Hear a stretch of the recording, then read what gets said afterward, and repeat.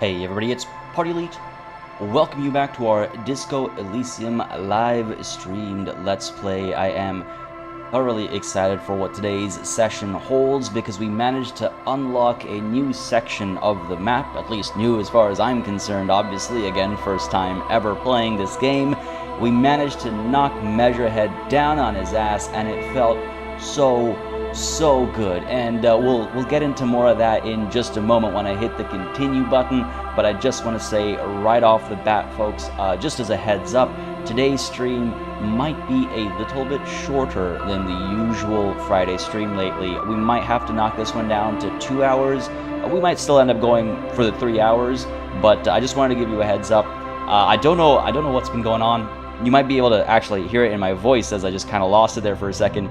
But every week for the last few weeks, it's like the incessant, nonstop stress and work of the week all culminates up to like Thursday, and then Thursday evening I start to feel like it's all caught up to me, and I'm super exhausted and tired and unwell. And then Friday, I've been waking up just not feeling top-notch at all. And I think you can actually hear it in my voice. I apologize if I sound a little, hoarse.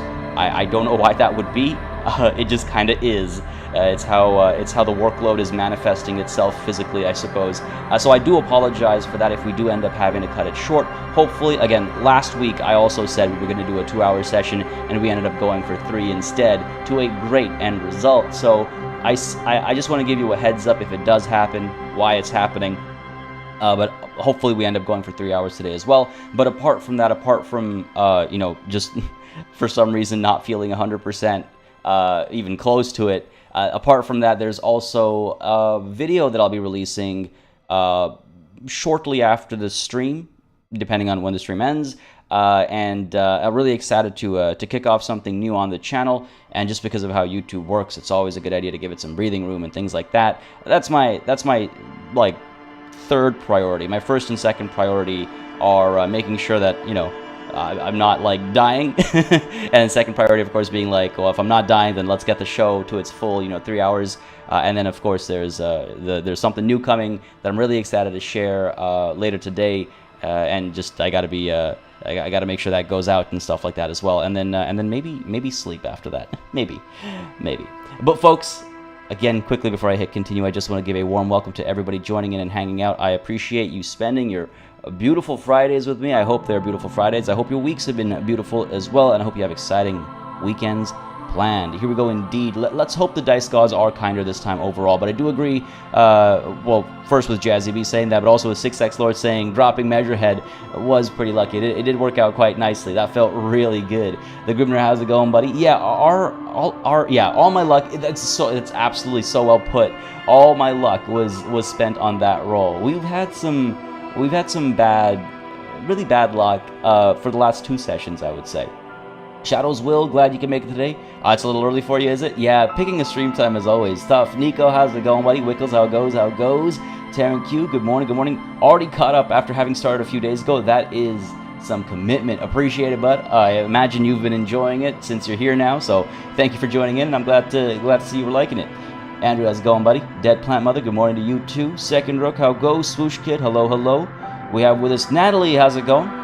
Been a minute, hope all's well. Tobes, how it goes? Spindle missed a few episodes. If you need a quick catch-up, you say the word, and myself, or perhaps more eloquently someone in chat, will be able to provide one. But last session we took Measurehead down, and it felt good. You just need some speed. Was that for me or for Spindle? Spindle, you've been sick all week? Oh man, maybe it's not just me then. Esteban, how's it going, buddy? Rig, first time here. Found you through watching Planet Zoo. Hey, I'm glad you found the channel. I hope you've been enjoying some of the other shows around as well. And thanks for coming through for the live stream. Hope you're able to stay and enjoy. Classified, how's it going? Esteban, I've completely lost my order, so I apologize. But Esteban, how it goes, bud? Glad you can make it. Great to see you around, but it was a while that you couldn't make it to the streams, but I guess schedules have lined up again, so great to see it. Endurance is like a health stat, right? Just drink some booze, boost your physical. I don't know, 6X Lord, if that'll do the trick here. Jibber Jabber, how goes? Oh, right, I need some speed. There it is. We have, I think I've caught everyone. All is well, Natalie says. Life's hecticness ebbs and flows. Ain't that the truth? Ain't that the truth?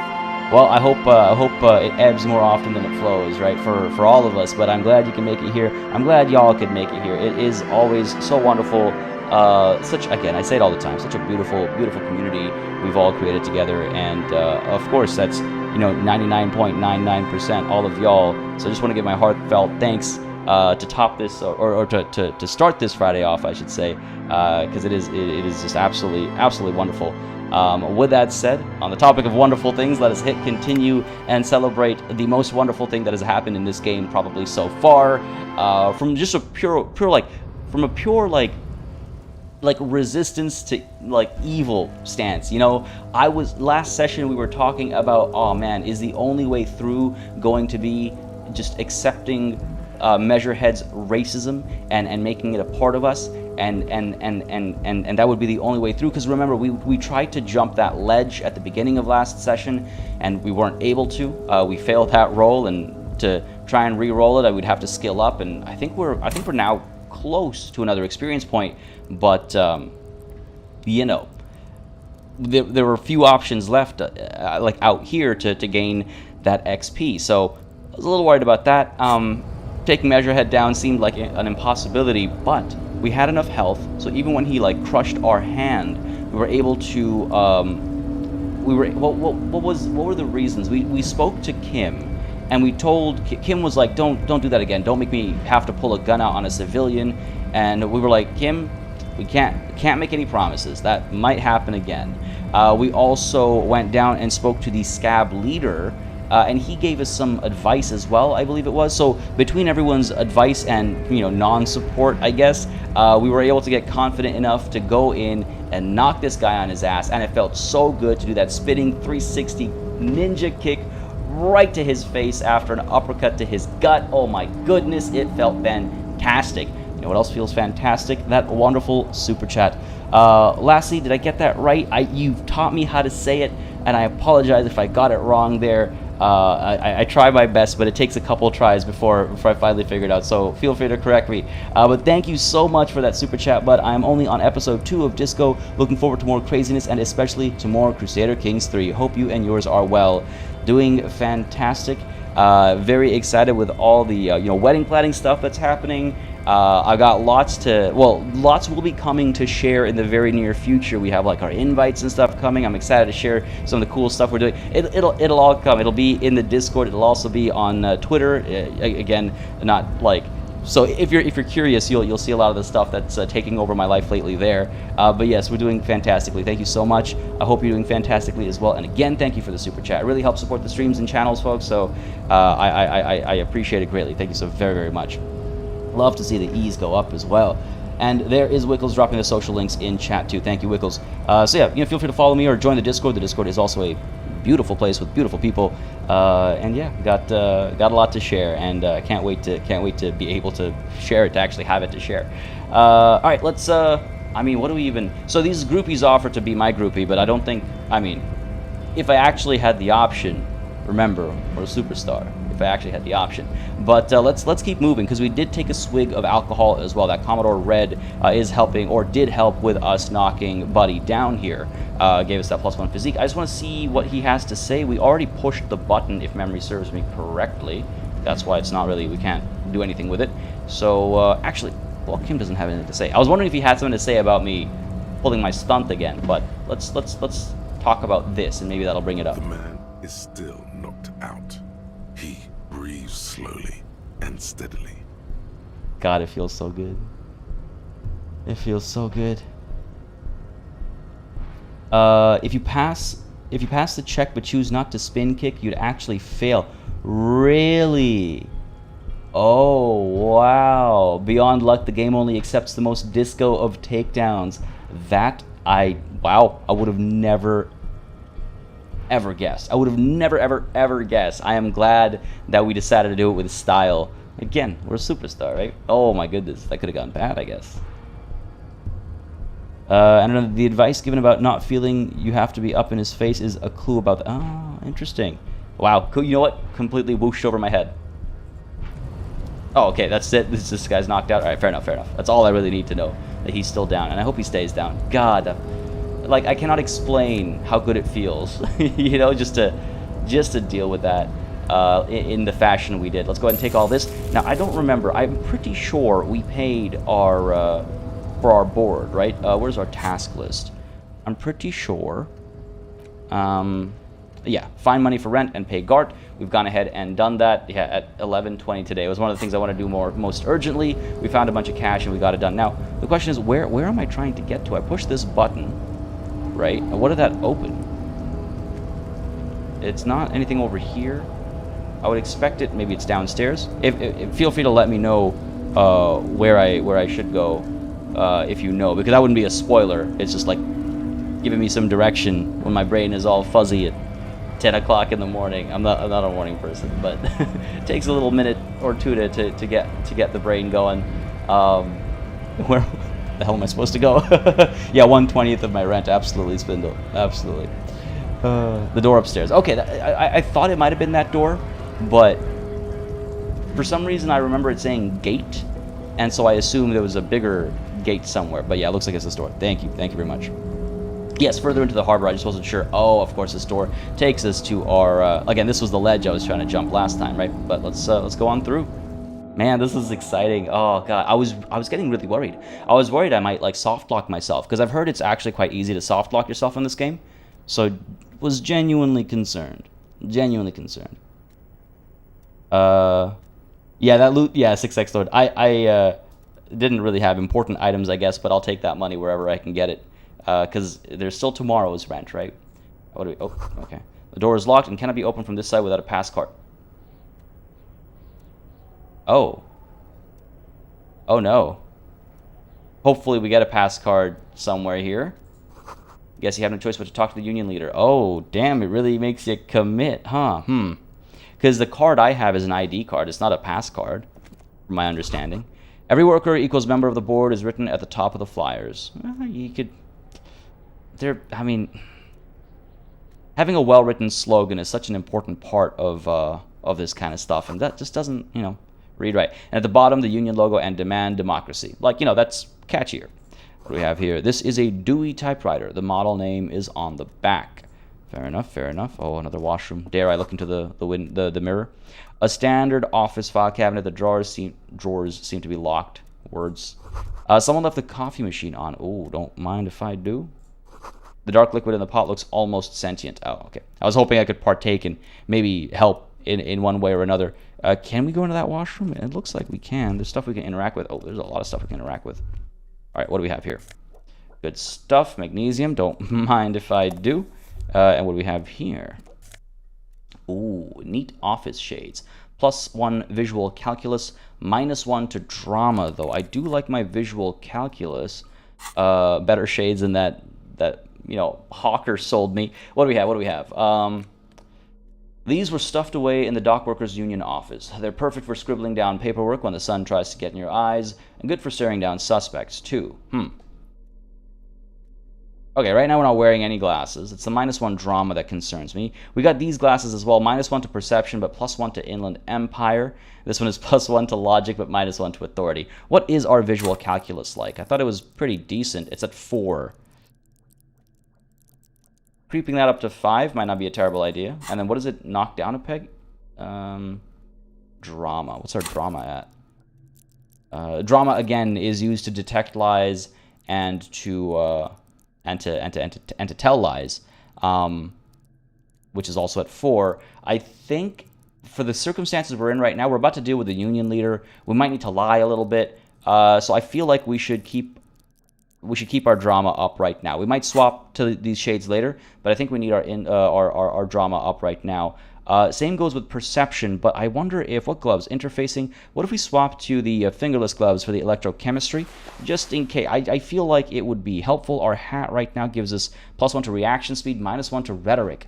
Ooh, what would be more important when dealing with what I imagine is a relatively capable negotiator, right? Like, do we reaction speed is so important, not just for physical reaction, but also mental reaction, right? Like, some dialogue options will not show up if your reaction speed isn't quick enough to interrupt or interject or whatever you want to call it. +1 encyclopedia. Encyclopedic knowledge is helpful, makes you look smarter, but I don't think it's more helpful than being quick against somebody who's quick in a different sort of way. I do not want that -1 suggestion. I probably also don't need the white tank top, though, which, by the way, yes, also helped us take down Measurehead. I forgot about that. Reduced reaction speed. -1 savoir faire. That's fine, that's fine. What about this? Disco Ass Blazer, +1 esprit de corps. Maybe a good idea, because, compared to conceptualization. For this conversation, might not be a terrible idea, actually. And I thought we had a more, like... Oh, the white satin shirt was... Is that my original shirt? Yeah, I guess so. Why did I kept reading this as white stained shirt, not white satin, and I think it's because it is a white stained shirt. But we'll keep the wife beater on. We could also go topless, well, relatively topless. That -1 suggestion concerns me a little bit. Let me check here. That hairy chest, man. It is like all the hair in the world is on that chest. Where is suggestion? There we go. Just to see, urges a soft power approach. If people think they want what you want, you've already won. This skill enables you to implant ideas into the minds of others. Yeah, I think we need to keep our suggestion up for what's about to come. This is the most I've thought about an upcoming interaction, but I think it's an important one, right? Are we seducing Ervart? Hey, if it comes to it, if it gets the job done, you bet. Game sometimes sneaks in some of the most unlikely skills during a conversation. It's true. Yeah, you never know when someone's going to throw something at you and you got to test your hand-eye. Like, yeah, it's very true. I'm doing what I think let's put the alcohol away. I'm doing what I think will get me the best results, but you never really know, I guess, right? Because it could pull a twist on you. But I think we've set ourselves up for success, hopefully. Find out soon enough. What do we have here? I also want to be kind of quick because, there's a time limit on this. Another postcard, Le Jardin. 21. Beautiful. I don't know why we're collecting postcards. I assume to sell them. Glance, someone has forgotten to properly close one of the drawers. Hello. He's never nude, always in his sweater. There's dozens of us. Dozens. Satin and Stain are pretty close, yes, in my, I guess, defense. Ren, how is it going? So I take it you got here from the Discord link, yeah. How's it going, bud? Having a good Friday, I hope. Glad you could join us, late as you are. I kid, of course. AK Lacer, how goes, bud? You have to go further in the harbor? Oh, sorry, I saw that message earlier, didn't notice. My apologies again, like I said, fuzzy brain in the morning. Glad you could join us, bud. Glad you can make it. All right, what do we have here? What is in this drawer? It's unfortunate for the Union to just leave their paperwork lying around like this. I agree, Kim, I agree. Let's see what's inside, he thinks. Open the drawer. Yeah, open the drawer. Knowing my luck, someone's going to show up right as I'm snooping, right? The drawer opens smoothly. Inside is a well-organized selection of brown folders. Let's browse through the folders. Hundreds of documents containing logistical data. Two kinds of transactions stand out. Materials coming into Revachol from the outside world, from Muindi, Grad, and even Ilmara. And the same materials being handed over to companies inside Revachol. Kuron, Coal City, La Delta, and Jamrock are listed among the many districts where the imports are being sold. Okay, so this is like an actual ledgers, right? It's hard to make sense of this thicket of company names, dates, quantities, and percentages. You try to focus, but the lines are getting blurred. I know that feeling all too well. Volition, a medium check here. 58% isn't bad. It's a white check. We can try it again later as well. We might have something that improves our volition. I wish, even if I couldn't swap my inventory, I wish I could check it, but I guess it's better that I can't. We'll be fine. 58%. What's the worst that could happen, right? In fact, if I have a lot of bad luck stacked up today, I'd rather use it early than when we're talking to Everard. So, yeah, force yourself to go through the folders. Come on, baby. Look how blurry God all damn the lines on these papers are. How unwieldy your own willpower is to yourself. You're like an absurdist Samaran monk, focusing through not focusing. God damn it. Of course I failed. Of course I failed. It wasn't even that hard to check. 57% chance. Hermeneutics was almost within your grasp, but now only vague letters float before your eyes. Less meaningful, but aesthetically more pleasing. If I let my eyes go completely out of focus, all shapes start melting into each other. Could I actually focus through not focusing, or leave the folder alone for not? That's an interesting question. Could I actually focus through not focusing? Could I enter a meditative state to understand what the hell is going on these pieces of paper? You're a police officer, Damn not it. a spiritual healer. You can focus the normal way by turning your attention to something and not letting go. God damn it. It was worth a shot. All right, well, if I let my eyes go completely out of focus, all shapes start melting into each other. Is that what you're doing with those folders over there?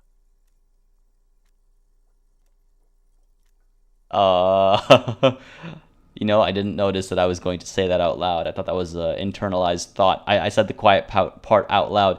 Let's just get back to work, Lieutenant. My thought exactly, officer. Shall we? Oh, I actually got a +1 to my volition. Yes, we shall, but hang on a sec. I just got a bonus to my check, Kim. I'm sure you understand. He must think I'm crazy if I actually say stuff like that. Whatever's hidden here is hidden well. Concentration isn't enough. Only a trained accountant with a background in logistics would be able to really make sense of it. However, there is a little handwritten note stuck on the side of the drawer. Oh, let's look at the note. It appears to be a to-do list written in large, uneven capital letters. Remember, Leo, Everard's shoes, special whirling borscht, water Everard's plants, sweep office floor, more banners. That's almost adorable. Almost very adorable. This poor Leo. Oh, man. Just like, if it was just a checklist, it'd be fine. You know, but the remember Leo... Maybe it's written by somebody else. Maybe that's what it is. Okay. I'll have to tell myself that until we actually meet Leo, and then I can pass judgment on him, because that's what we do in Disco Elysium. All items on the list have been crossed out, and the note itself is crumpled. Look, Kim. A to-do note with a list of errands for Everard. Everard Clare, probably. The head of the Debarders Union. One of his aides must have left it. Nothing incriminating here. If you say so. What's he sweeping under the rugs, though? The special borscht seems a bit odd in the list. You know what? I didn't even notice that. Special whirling borscht. Yeah, that must be from the whirling rag, right? Okay, interesting. What is so special about this borscht? Code for drugs? Booze? Blood? This is interesting. Okay, yeah, hang on a second. Take another look at the note. Remember, Leo, Everard's shoes, special whirling borscht, water Everard's plants, sweep office floor, more banners. All items on the list have been crossed out, and the note itself is crumpled. I was wondering if reading through it again would point something out. But yeah, I guess that's the whirling rags, right? I'm curious what's going on over there, but let's close the drawer and leave. Slides shut smoothly. And as we go on, just want to say real quick to Harkin, I've been loving Disco Elysium. Thanks for asking. I've only heard good things about the game, so I was very tempted and curious to try it. You might have already heard me say this is my first time ever playing it, and it's been fantastic. I immediately understood what all the hype has been about, and I'm glad to be playing the final cut because the voice acting has been absolutely stellar, and as I understand it, it was the final cut where they added all that in. Just gorgeous game in every sense of the word, aesthetically, auditorily, writing, just fantastic stuff. I was taking a look at chat here real quick. Josh Thompson, how's it going, buddy? I seem to have lost control of the... Wait, hold on. What? Oh, because of the all caps? How's it going, bud, though? I'm glad you could make it today. Kim doesn't think you're crazy. Kim knows you're crazy. Very true. Very, very true. It is a truly unique game, Harkon. I actually saw a tweet earlier this week, I think, that the developers are... I think it was the developers of Disco Elysium's next game is set in space, something like that, something to do with these devs. And I didn't get a chance to read too much into it yet, but I'm very curious as to what they're up to because this is something special. This is something special. making sure I haven't missed anything over here. You have to go beyond the normal. You know, I thought turning my eyes blurry would have helped, but I guess it kind of did. We did find what we needed. And actually, I wanted to mention that +1 volition reminded me in the comments of the previous session, someone had mentioned that the game often will, like, kind of help you along the way, like with knocking Measurehead down. You know, we failed our first attempt, but, you know, a couple of conversations, like, kind of nudged us along the way. And then, yes, of course, we had to have the foresight to, you know, drink the Commodore Red and stuff to help even further, and to put on the tank top to help even further. But it's an interesting insight. It's like, yeah, the game wants to make sure you're able to accomplish your tasks, but of course there's a limit to how much you can do, because it's all mathematics at the end of the day, right? And it was just an interesting observation. On which note, I will mention again, folks, if you're watching the VOD, don't hesitate to leave comments down below if you have any thoughts of your own you would like to share, because I do read the comments, and I do take them to heart and mind. So if you have any thoughts or opinions, don't hesitate to share them down below anytime in the comments if you're watching the VOD. Yes, the ledger does give -2 authority. I saw that brought up earlier. +1 Inland Empire, +1 empathy, which is nice, but -2 authority.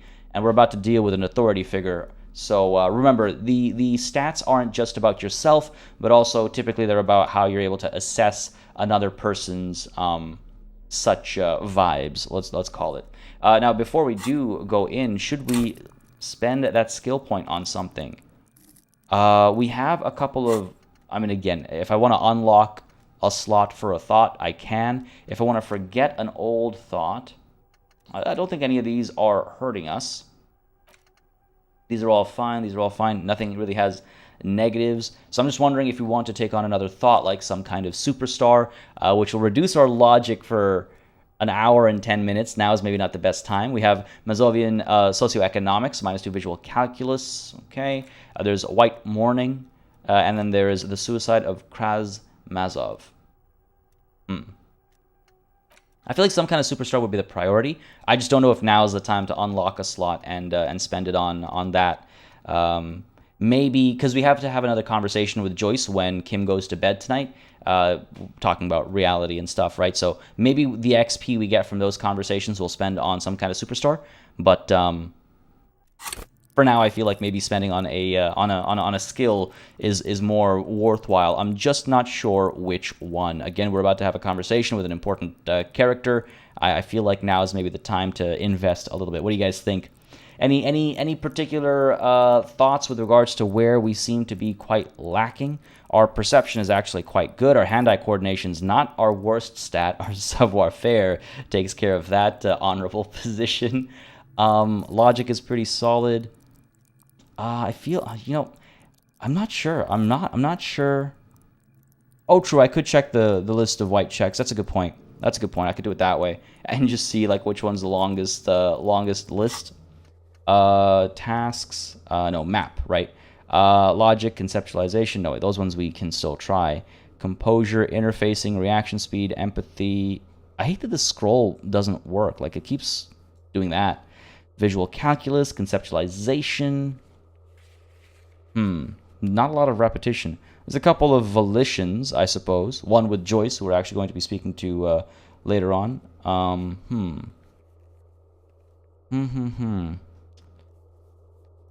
Volition is tempting. I've felt it lacking a couple of times. I think it came up last session as well, and we failed a roll, if memory serves me correctly.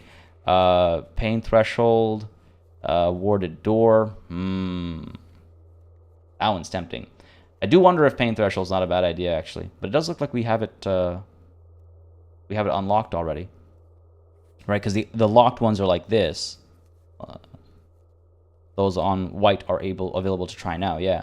So we can go back and try some of these. Geez. What do you guys think? What do you guys think? Interfacing comes up twice over here. Our savoir-faire is terrible.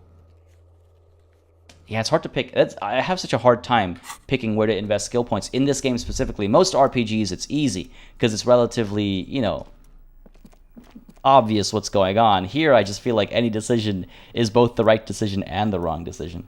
A good tip for this game is to always keep a skill point in the bank. You never know when you need to pass a skill. That's true as well. We did that a couple times, like last time and the time before that. So maybe I keep it in the bank. I'm not in a rush to pick anything up just quite yet, right? Harkin, what's my favorite character so far? Ooh, that's a good question. I'll be honest, I don't really have one yet. As an anti-favorite, I guess, Kuno definitely stands out for obvious reasons. But I wouldn't say I like him. An imposing combination of a punch clock and a payphone is looking down at you from the wall. A note on the side says, "Tokens unavailable due to strike. Use change." That's tempting. I don't know what we'd get out of it, but it's a punch clock. Well, at least in part, it's a punch clock, so it might actually have something of more value than just 10 cents. We have a bit of money to spare.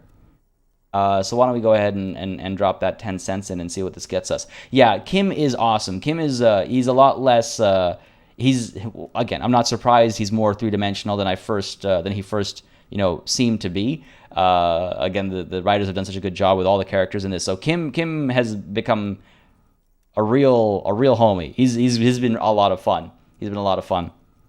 And yeah, I definitely want to go to that warded door. I'm very curious about what's going on back there. So we'll maybe tackle that after this conversation with Everard. The machine swallows your coin and seems to be waiting for your next move. Let your muscle memory dial a random number. Hang on. I'm going to be doing this. Let's do this properly. Get the gloves out that somehow make me better at touching stuff, I guess, in a different sort of way. These fingerless gloves clearly make me better at touching stuff in certain ways, but see if these gloves will help us. The already familiar cold touch of plastic welcomes you as you pick up the handset. Did that help us? 58%. Why did it look like that didn't make a difference? You know what would have been a nice UX element is if you could hover over all the skills or something somewhere here that are at 0 or plus or whatever, and if you hover over it, it would highlight in green and red what items actually help or don't help. Because I would really love not having to hover over everything every time to check. Yeah, okay, I guess that's the best I can get. Let's try already familiar it. It was sub 50 beforehand. All right, good spot, second. Right, thank you. My mind just wiped it from my memory. All right, come on, baby, come on, dice gods, come on. It's unclear whether you actually have muscle memory. Right now, your finger is just drawing vaguely occult patterns in the air. Man, there's 10 cents, probably literally down the gutter, God damn. Are these useful patterns? Undoubtedly, no. Damn it, I might try this again later. Sure, why not? Muscle memory is a tricky thing. Nothing tricky about that. You just do, fail, repeat until it works. All it takes is motivation and practice. Okay, buddy. All right. I mean, I don't know how urgently important this is. I was just wondering if we gained access to an access card or something from here, it could be quite helpful. But maybe we don't need to. I don't think we need to spend that point on interfacing. Man, the dice gods continue to smite us. I don't know why. I don't know what I did to them to deserve this. What did I do to deserve this? All right, let's see what we have over here. It's a couch. A giant ass print on the pillow and a pattern of coffee rings on the armrest. Beautiful. The radio is emitting strange buzzing sounds. All right, nothing else compelling over here. Well, we didn't interact with this, actually, I don't think. What is this? La Fumée. Fair enough. Go ahead and take that. Don't mind if I do. Take a look at what that actually is. Because we can interact with this, right? Yeah. The leading intellectual organ of Martinet's communism offers a radical Mazovian perspective on a range of contemporary issues. The cover features a stylized portrait of the late King Frizzle with a pair of white antlers growing out of his head. Let's read this to see if we can't get some insight into who we're dealing with, right? Let's see. The front of this quarterly journal features a large satirical portrait of the late King Frizzle. From the sides of his head, a pair of white antlers spread to the corners of the cover. Why Frizzle? Or Frizzle? Because Frizzle was incompetent, foolish, and cruel. In short, the embodiment of everything the communards wished to overthrow. It's satire, you see. Yeah, I had a feeling. Let's flip through the pages and see what catches the eye. To your disappointment, there aren't any full-color pictures to direct your attention. Just column after column of closely set text, interrupted occasionally by little doodles in black and white. There aren't any full color pictures to direct your attention. My god, I'm a literal child. Oh dear. I mean, to be fair, spot illustrations in publications are very much used to, direct your attention. However, the way this is written very much reads like, yep, you're a child at heart and at mind. After rifling the pages with your thumb several times, you return to the table of contents. The magazine is divided into several sections: international development, Kunst und Kultur, and local concerns. Just inside the cover, there's also an editor's note. It's funny, you can hear the voice actor hesitating how to pronounce Kunst und Kultur, because he kind of pauses between developments and Kunst, and then he very smoothly flows through and local concerns. I don't know if that was intentional or if it was what I'm saying it was, but it seems like it. I might be wrong, obviously. Did I go into the bathroom? You mean like right at the beginning, or you mean this bathroom over here? Because yes to both. And I agree. Where was it? Craig Null saying, "Don't commit yet.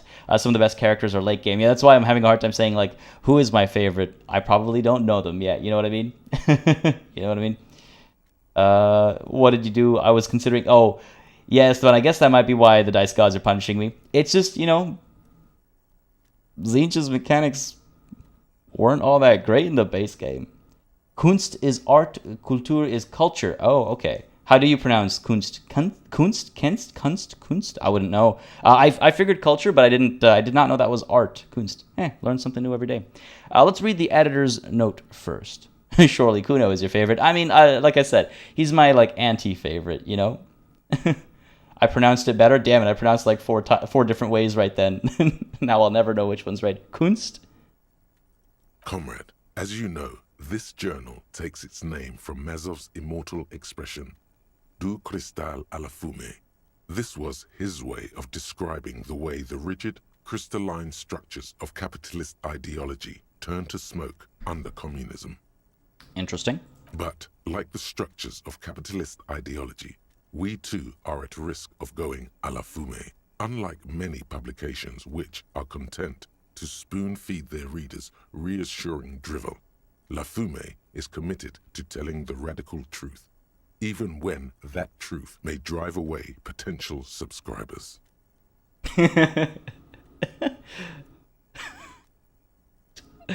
Oh boy. I mean, I was gonna say this reads a little bit like a manifesto, and then I realized, wait, hang on a second. Only 4 issues in, and it sounds like they've already alienated their readership. So please, if you value our radical Mazovian perspective on contemporary politics, culture, and international affairs, please consider subscribing today. Folks, if you Yours enjoy in struggle, the editors. if you enjoy my approach to things, my approach to gaming, pop culture, and good vibes, please consider subscribing today. I can't help but this feels a little bit like like a YouTube spiel, like a good old fashioned call to action, which is what it is. Now the question is, do I go, Kim, I think this is a communist magazine, or do I play it cool? I mean, obviously it's a communist magazine. I'm pretty sure if I go with the first one, I'm pretty sure it's just kind of like Kim would just be like, yes, are you surprised? Like that kind of a thing. So we're gonna play it cool. Play it cool, pretend everything's in order. You flip back to the front of the magazine. The table of contents unfolds before you. Let's catch up on, what is Kunst and Kultur? That one's, the second one's a lot harder. But yeah, the more, it's that same thing. It's like the more you say words, sometimes they stop sounding like words, right? Saw Esteban say that. It's like, yep. It takes a moment, but gradually it dawns on you that Kunst und Kultur must mean arts and culture. Nice. But I just realized, oh my god, Esteban, that segment was sponsored by Segway is goddamn priceless. That's friggin' hilarious, man. That segment was sponsored by Segway. Oh my goodness. Why they decided to title this one section in Volda is beyond you. I guess that's the excuse for not pronouncing things precisely correctly at times. It's not the language that we think it is. It's the in-universe version of the language, which is a viable and very pliable excuse. It evokes a sense of recognition and fellowship among those privileged enough to understand. As you leaf through this section, you come across several reviews of recent radio plays, as well as a brief artist spotlight featuring a local artist identified only as CS. The main feature, though, is a long essay titled Tip Top Tournée, a critical Mazovian perspective. Who is a CS person? With purely initials, he must be of dubious quality.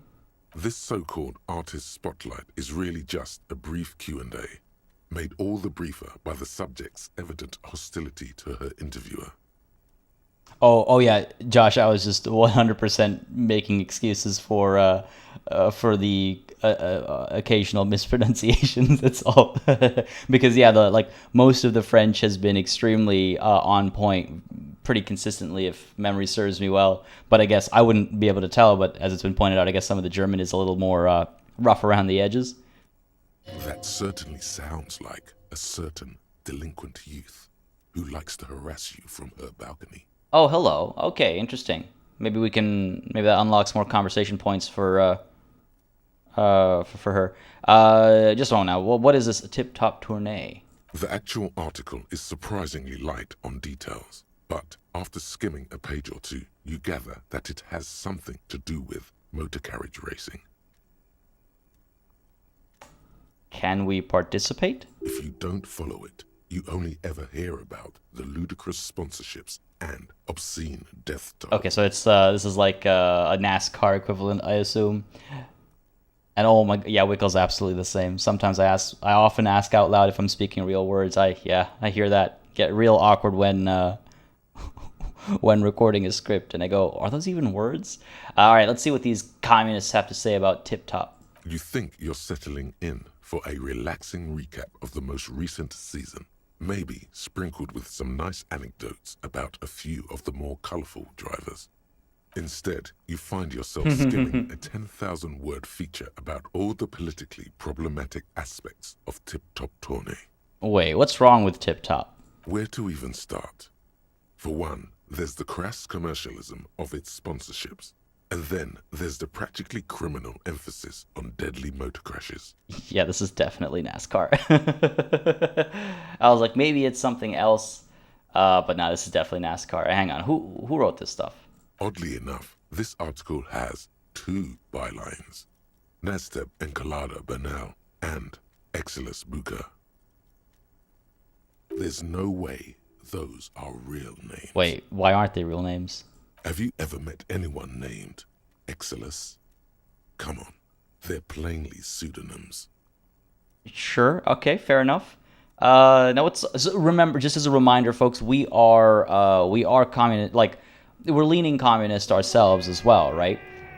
Because it's anti-establishment, and that's Superstar, right? That's Disco. So just as a reminder, as we read this, that is kind of our leaning. As Classified comes through with a super chat saying, "All these books, not enough color pictures. Ain't that the truth?"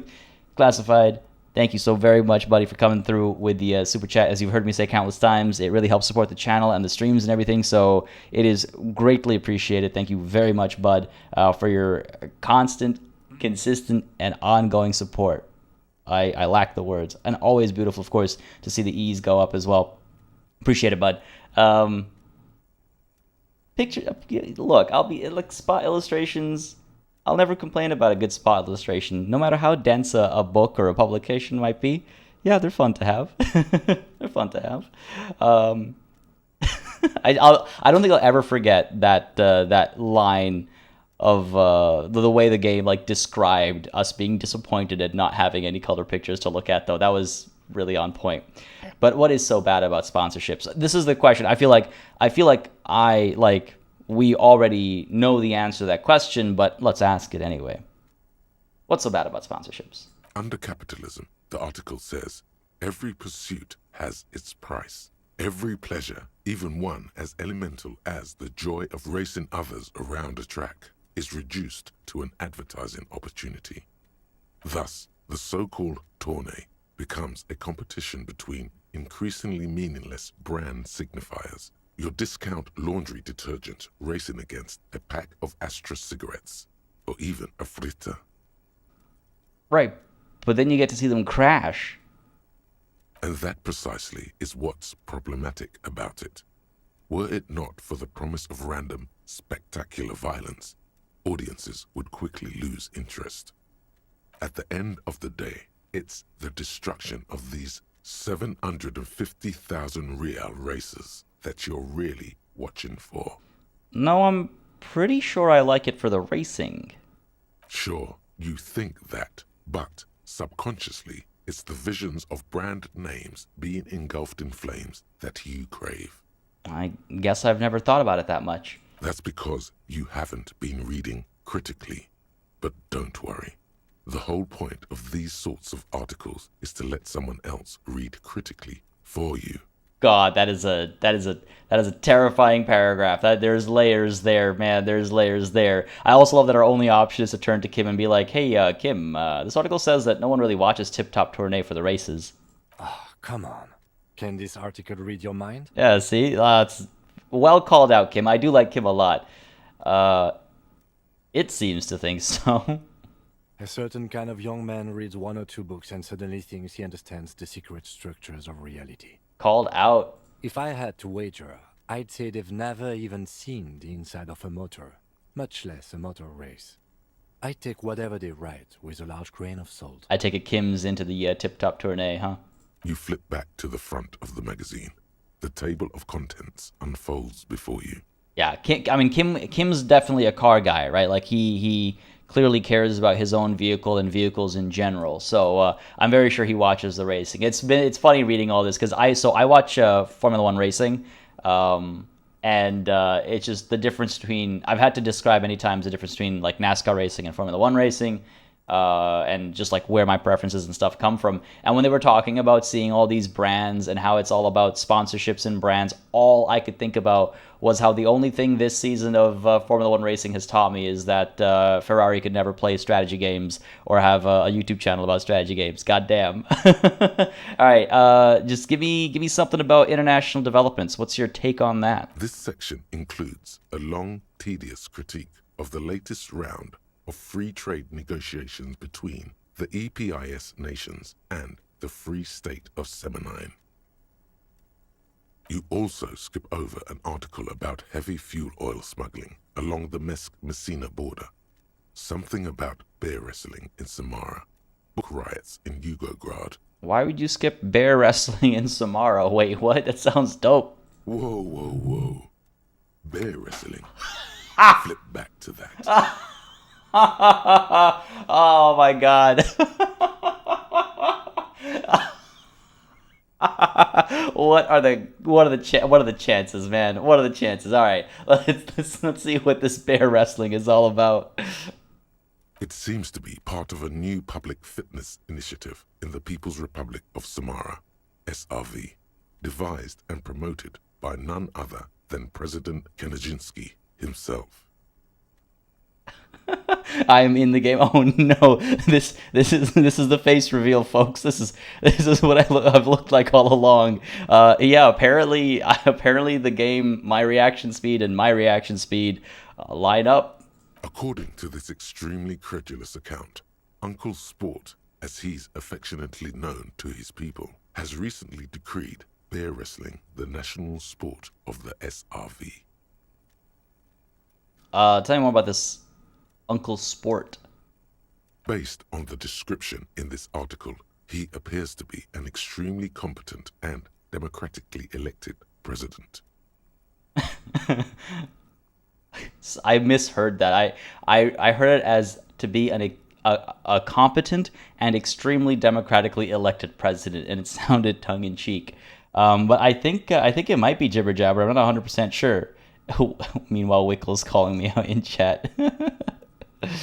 Oh man. I guess so, Jazzy B. I guess so. Yeah, I guess I.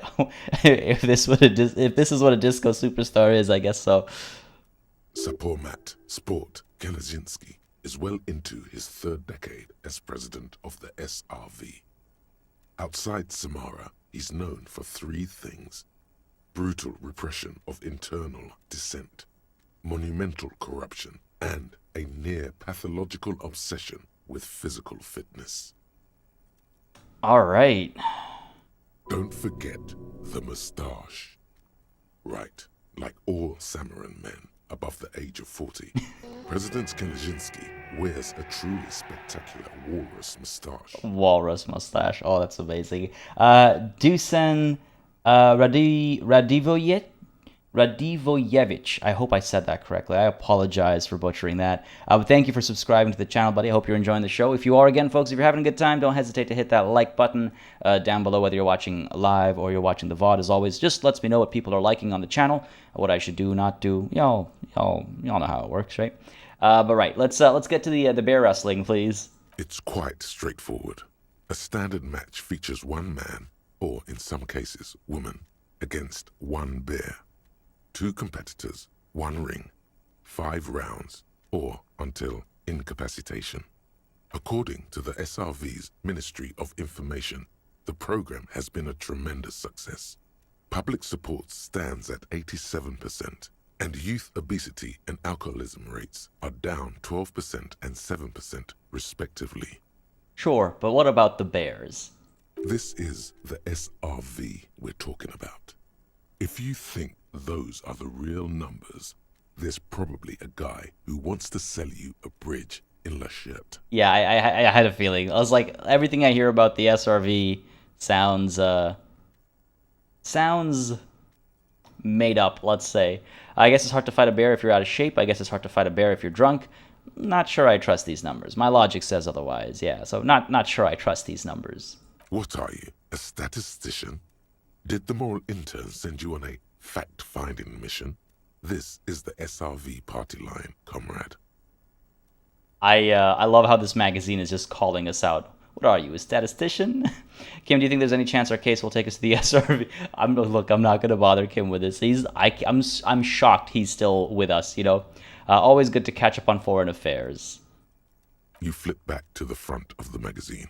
The table of contents unfolds before you. And let's see what they mean by local concerns. Again, the hope here was that we'd find something to get some insight into who we're dealing with, right? So hopefully one of these will actually come up, but otherwise it's also been entertaining. Unsurprisingly, much of this section is taken up with articles declaring unqualified support for the dock workers' strike.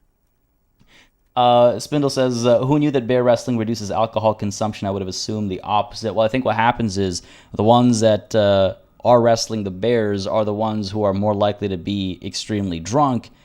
And if they die, they're no longer an active statistic, right? So you can't really, they don't count anymore. And so technically, alcohol consumption has gone down. That's how statistics works, right? You skim the headlines. Paint the harbor red and white. Martinez tames the wild pines. A city in revolt. First we take Martinez, then we take La Delta. Finally, there's a brief article by the writer, G. Martin, accusing the owner of the Cape Side Apartments of illegally attempting to evict certain communist tenants simply for not having paid their rent. Accusing the owner of the Cape Side property. And okay, this is interesting. Well, we should have led with this. Ah, this must be Gaston's handiwork. Damn communists should have killed a lot of them when they had the chance. If it weren't for the wild pines, all those moochers would be out of a job. Charging rent just to live somewhere is pretty outrageous. Charging rent just... wouldn't it be better for everyone if labor and capital could reach some reasonable accommodation? Or why should I care? This doesn't have anything to do with me. Charging rent just to live somewhere is pretty outrageous. Do you mean paying rent just to live somewhere is pretty outrageous? I assume they're trying to get at the same thing, and I think that's where we would lean. Wouldn't it be better for everyone if labor and capital could reach some reasonable accommodation? I don't know if that's hinting at, seizing the means of production and all that kind of stuff. Labor and capital, reaching a reasonable accommodation sounds to me, and I could be wrong, but it sounds to me like, I guess, centrism. Like, I don't know, like both siding it, sort of. And to me, 3 is the most clear-cut, like, no, charging rent bad. Housing should be free. So that seems the most... Right, Josh, yeah. I think that's the way we'd go. Yeah. Charging rent just to live somewhere is pretty outrageous. The writer G. Martin remarks dryly that capitalists love wealth redistribution, so long as it's only redistributed upward. All right, give me a sec here, folks. I got to take a picture of that. All right, that was that's very nicely put. You flip back to the front of the magazine. The table of contents unfolds before you. I was hoping we'd go a bit deeper into that, because that seemed the most relevant to the situation we might be dealing with. But hey, it is what it is. Let's put the magazine away. Good insight into into the world that these guys are living in. What was it? Eat your landlord, wrestle a bear. Yeah. Craig Null, presumably the tenants signed an agreement at some point that they would pay rent or face eviction. Yes, absolutely. The point of that line of thinking is that contract shouldn't exist in the first place. That landlords at scale, like commercial level landlords, shouldn't exist in the first place because the ability to have shelter should be provided. Someone is habitually chilling next to the radio. What? Did I read that wrong? But yes, agreements are agreements, of course. The counterpoint is that agreement shouldn't exist in the first place. Yeah. The people at the top says it trickles down. No, that was so well put. I took a picture on my phone. I was like, I need this. This is too funny. What was the exact verbiage there again? Capitalists love wealth redistribution as long as it's only redistributed upward. It's the writing in this game is top notch. Just top notch. All right, let's move on from this room. I think we've got everything done here. Yeah, but what's trickling down? Second Rook, something trickles down, all right, but I don't think it's capital. Yeah, exactly, Josh. But what is trickling down? You don't want to know or ask. Oh boy. God damn, and everything that trickles down has got to pool up somewhere, right? Let's finally get our jacket. The tarpaulin cloak is still hanging on the railing. The white rectangle of the Revachol Citizens Militia is clearly visible on its back. Grab the cloak, let's pick it up. As your fingers touch the tarpaulin, it almost feels like the cloak wants to deliver a message of comfort through your fingertips. I will shield you from the elements and give my life for yours. That's what the cloak is relaying. Alright, does it actually like help me if I get shot or something? Ooh, +1 esprit de corps, but also +1 shivers. I like that. Sprite Stark, thank you very much for subscribing. I hope you're enjoying the show, buddy. If you are, don't hesitate to let me know by hitting that like button down below. But apart from that, thank you for subscribing. Also, to subscribers, new and old folks, this is a reminder. Discord is a fantastic place to hang out with fantastic folks. The link is in the description down below. And !Discord or !Social. We'll bring up the link in chat as well. Now we need a dagger. True, go full cloak and dagger. What's our jacket right now? +1 esprit de corps. This one is +1... Yeah, I mean, this one's just a better jacket. It looks a little... The aesthetic isn't quite disco. But a police cloak made from heavy tarpaulin. Never heard that word before. It would be nigh wind and waterproof if it weren't for 3 bullet holes scattered on the surface. The signature white rectangle of the RCM covers the garment's back. Cool, good stuff.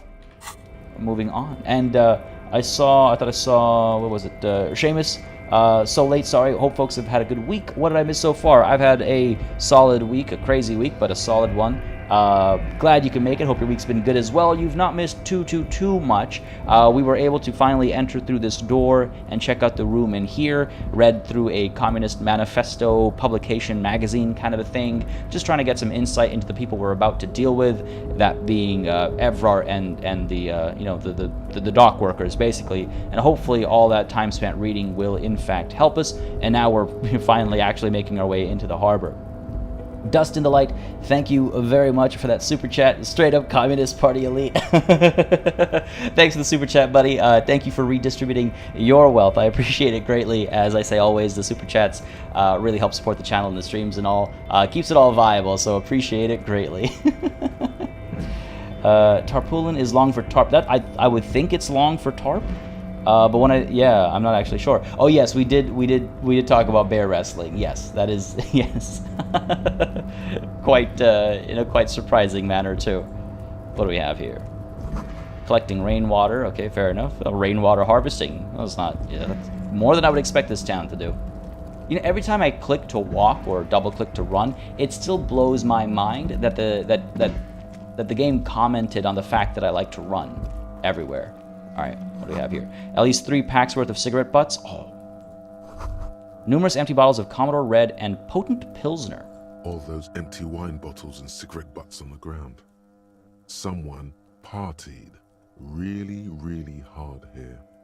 Oh, did I do this? Wait, hold on. How hard? Well, they went through 6 bottles of potent Pilsner, 3 bottles of Commodore Red, and almost 4 packs of cigarettes. It must have been pretty hard. Sounds all right. The concept of going through 4 packs of cigarettes in one night sounds like horrifying. But 6 bottles of potent Pilsner, 3 bottles of Commodore Red. Sounds okay. Did I do this? Well, yes, I think we can say with relative confidence that it was you. Yo, I've been here before. What? How did I get here last time? This is really sad. I must have been miserable. Looks like I had a lot of fun. Still not completely convinced it was me. I must have been on an advanced scouting mission in the harbor, or let's just move on. No, looks like I had a lot of fun. We're a superstar, baby. We do what we want. Yeah, looks like I had a good time. It really, really doesn't. Let's turn our attention elsewhere and move on. Look, Kim, I was just thinking ahead, because now all these bottles are money. Money, money, money. There we go. Thank you very much. Don't mind if I do. I got rent to pay. I got bills. I got mouths to feed. I got speed to buy. I'm gonna need as much money as I can get. Thank you very much. I believe that's all of them. Oh, no, there's more. Almost missed them. Thank you. And just cleaning up my mess. Don't worry about me. There we go. Beautiful. I'm owed that money pretty much, right? What do we have here? This is the night watchman's booth. The name on the door reads, René Arnaud. Listen, it's okay to take a few minutes to yourself. Sit down and have a breather. Yeah, I've just been getting that vibe about Volition. I feel like failing Volition has hurt us a couple of times. We were close. We were close. If I understand how the results are written here, if I'd spent that point on Volition, we would have succeeded here. All right. You need to rest. Your body is aching. Getting in here has taken something out of you. Have a seat. Ooh. Failed an easy endurance. What? Natalie, you gotta go. Sounds good. Well, thanks for coming through. Have yourself a beautiful rest of your Friday and a wonderful weekend as well. Thank you for the luck. I especially right now, I definitely feel like I'm gonna need it. But again, thanks for coming through. And again, have yourself, yes, an absolutely wonderful, wonderful weekend and rest of the day. Classified. Is that just your average Tuesday for you? The Grimner Communist Party hard. Yeah, what trickles down is alcohol and cigarettes. I'm shocked at having failed. Like, the dice gods are just like, party's gonna have a bad time today. So this is where René works. I'm gonna look around. If you must. But please hurry. We are pretty easy to spot up here. True. Nothing incriminating catches your eye. The cabinets are clean and their sparse contents meticulously organized. There's a framed photograph on the table. Good spot on the HP. I guess the Commodore Red has worn off, so we're down to 1 HP. we'll keep... There's no reason to keep one in the back pocket, right? Right? Like, why would I not be at full health at any given time if I could? Apart from the cost of buying, you know, the equipment. Right? All right, let's take the picture. Let's take a look at this picture. It's a black and white photo of a young couple out in a street fair.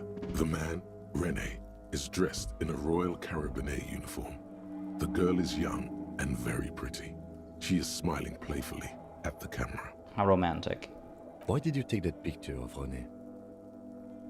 I'm a cop. It's instinctual to collect evidence. I'm making an artistic photo collage. I'm going to ask him about it. He might not like it. I might ask him about it. Kim is right to question my kleptomania. You're really interested in that old soldier. Not sure I understand your fascination, but sure. As long as it doesn't take up a whole lot of time.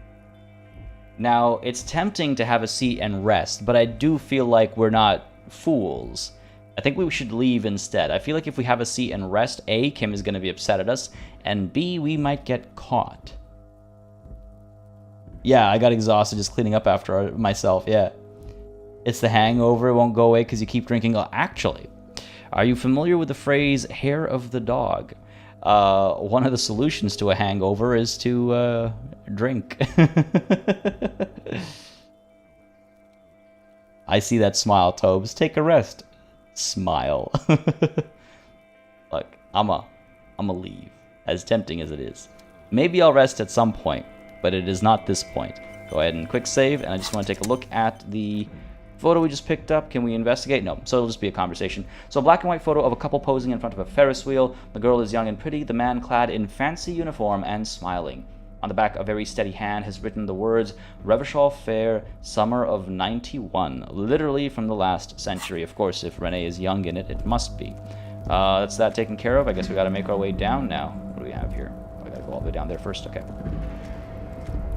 Tobes, that wasn't a malicious smile. That's what somebody with a malicious smile would say. Oh, wait, just missed something there. What was that? All around you, great machines in quiescence. I know acquiescence, I don't know quiescence, if I'm even saying that correctly. A new word for the dictionary, I suppose. What's my cop score so far? Wait, no, that's not where I see it. I see it here, right? We're very much a superstar cop. A little bit of sorry, a little bit of boring. I just noticed how I pronounced sorry there. Superstar cop, though. Real hard on the superstar. White pine trees are printed onto the screen covering. Looks like a forest under snow. Oh, I see. I thought those were stains. But no, that's rather pretty. Now that I know what it's supposed to be, in hindsight. Yeah, quiescence. I've never heard. Rest is for the weak. That really is the way I live my life, isn't it? Oh God, me not resting in that guardhouse is just a reference to everything wrong with me. It's too real, man. Too real. Quiescence, the act of being in silence. Oh, interesting. Okay. Measurehead makes all men quiver. Yeah, does he? Even from his position on the ground right now? I feel like this button should wait. I feel like there are other things to investigate first. So why don't we do that? Quietness. But acquiescence is when you agree with somebody, right? Like, or you not necessarily agree, but you, I don't know how to phrase it, but like let them have their way. Like to acquiesce to someone's demands would also be, in a way, being quiet, right? Like it's almost like flammable and inflammable, it feels like. Oh, they're from different roots with the same meaning? Is that the situation? It's the verb form of quiet. Oh, wild. Mind blown. You see faded industrial lettering on the platform. Valsund? Oh, definitely butchered that. Before we go too far up, do I want to engage with that very tempting button? Okay, looks like we can't go up there. These are just stairs back down. Oh, there is space up over here, though, that we can go into. Kind of nervous about being here, I'm not going to lie. Can't go up there. Want to explore up there. All right, let's see what this button down here does. Oh, you know what? No, that button, you know what it does? That button opens up probably the harbor gates, and it'll let all the picketers, or not the picketers, sorry, the scabs through. Not about to do that, I think. Oh, or it might have something to do with this. The shipyard ahead is oddly quiet. The great machines are sleeping. Oh, so even just like these little descriptors, the great machines are sleeping. I wish I could write like that. I wish I could write like that for like every time I played like tabletop RPGs and stuff. Every time I GM especially. The speaker tower is silent. There is no work to organize in the yard below. Power of a strike. Go and see what's going on over here. Etymology is weird. I absolutely love etymology. I'm a huge nerd for etymology.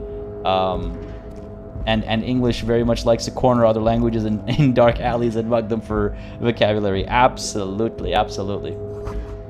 The musk of oil and rust comes from the chasm in front of you. It smells like blood. I used to always pronounce that as chasm as a kid. It was one of those words that I read first and never heard. And I still have to think about chasm when I have to say it. Fun fact. Locked? Yeah, it's locked. Not locked if I equip my pry bar. Name still throws me off. Pry bar. Oh, hello. Fallen Ultra Series gloves. +1 to my Half-Light. I don't... it's been so long since Half-Light has become a thing. Let the body take control. Half-Light is your fight or flight response. It enables you to sense the way situations are about to turn. That sounds important right now. It injects palpable fear into your heart. Fear that urges you to act before it's too late to act ever again. Fear that makes you frighten others. It is the aggression that lets you squeeze every last drop of information out of a witness. At high levels, it makes you ultra attuned to the world. It is perpetual fear of your own shadow, of someone else's name or scent. You'll be ready always to pounce and physically interrogate passers-by. At low levels, however, you'll find your survival instinct is lacking and your methods limp-wristed. Those who respect violence will not respect you. Half-Light's definitely feeling a little important right about now. Compared to electrochemistry, which is always important. Yeah, I do feel like we're heading into a relatively dangerous situation, so I'm gonna switch those on. Those are kind of fancy, yeah. That's English is bear wrestling other languages. Yeah, and it's like always winning. Goose geese moose meese. Oh man, it is English is a language held together by like duct tape and thread. Oh man, I look terrifying carrying the pry bar and the plastic bag. Let's really quickly get rid of the pry bar there. That's just not a good look. The plastic bag, whatever. I went shopping, sue me. But everything else, kind of terrifying. Don't mind if I do. What do we have here? Industrial-sized thermos. Smells like burnt coffee. Oh, geez, those are thermoses. Fair enough. Oh, who is this? Soon, oh soon, the green is gone and everything is reed, he says. Alright. Don't mind if I do. That's all the money taken. What do we have here? Oh, that's an exit. I guess that's where we gotta go next. Plants are happy, boots are shining, every man is fed. The banner sags under the weight of rain and snow. White waves on red. Let's see what this man has to say. I'm very nervous about this section of the game. Having a high half-light really changes the tone of a playthrough. I heard when I was like looking into what all the skills like mean, because they're very interestingly named. I heard that having having half-light be high, it changes entire sequences. You got your half-light to 3. Valve isn't going to be pleased. My goodness. On point today, Esteban. Container, I'll turn you nice and red. Container, put the logos on. The lyrics to this container song are being made up as he goes along. Alright, you know what? I vibe with this guy. I do that all the goddamn time. Usually better than that, but I do that all the goddamn time. The accent is so thick, it's impossible not to notice he's Ubi, from the vanishing peninsula of Ubisund on Muindi. Container, used to be Wild Pines. Container, now belongs to Everard. The tiny man is so engaged in his work he doesn't notice you. Yo, man, you gotta get better rhyming schemes going. You gotta get a rhyming scheme going. But hi. Yeah, I feel like an interruption is worthwhile here. John Ludlow, how's it going, buddy? I fear I might have missed you earlier. If I did, I apologize, but I'm glad you could make it through today. You're talking about, wait, you're talking about English? I mean, a language has a very interesting past. I mean, of the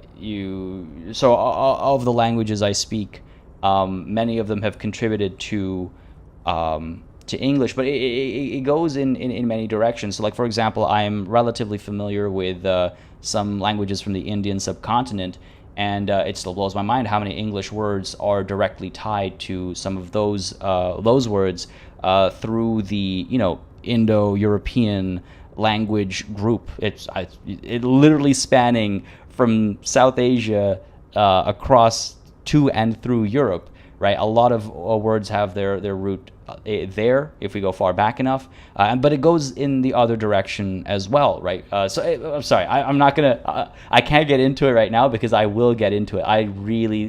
I'm fascinated by etymology. I think it's some of the coolest stuff, regardless of language. Like, it doesn't have to be just English etymologies. Language in general, this stuff fascinates me, and I will go on a huge ramble if I get into it. But I'm always happy to ramble when I have the chance to about it. It's some cool stuff. It's some very cool stuff, and it's invasion, trade. I mean, those are the biggest ones. Invasion, under invasion, of course, falls, you know, colonization and just the movement of people and goods. It does so much for language. It's fascinating stuff. But to easy Leo. Aye. Everard, he looks after everyone. Huh? Well, hey there. How can I help you, mister? I see you are not a union man, mister. Did you get lost? You're not one of them scabs, are you? What is it with you people in scabs? Or actually, I am, yes. Neither of these are really what I would like to say, but what is it with you people in scabs? I mean, I don't personally mind. Folks is just folks, you know, and folks gotta eat. It doesn't seem to be waiting for you to answer. Just some of the other guys don't look too kindly on the scabbing kind, if you know what I mean, mister. Asking if he's Ubi? Right off the bat seems a little weird. What are you doing with the containers? That seems more likely. Where is everyone? The harbor is empty. Do you work here? Are you the Leo who wrote the note to make more banners? What's in the container over there? Point to the container suspended from the crane arm. I'm looking for the leader of the dockworkers union. No, yeah, but what are you doing with the containers? Oh, I'm just making some covers for them containers here. Yes, I am. So it's easier for the crane operators to spot them. It's a pretty high chance of success here. What's going on here? Look at the mountains of containers rising behind him. I mean, I'd be a fool not to try this. Right?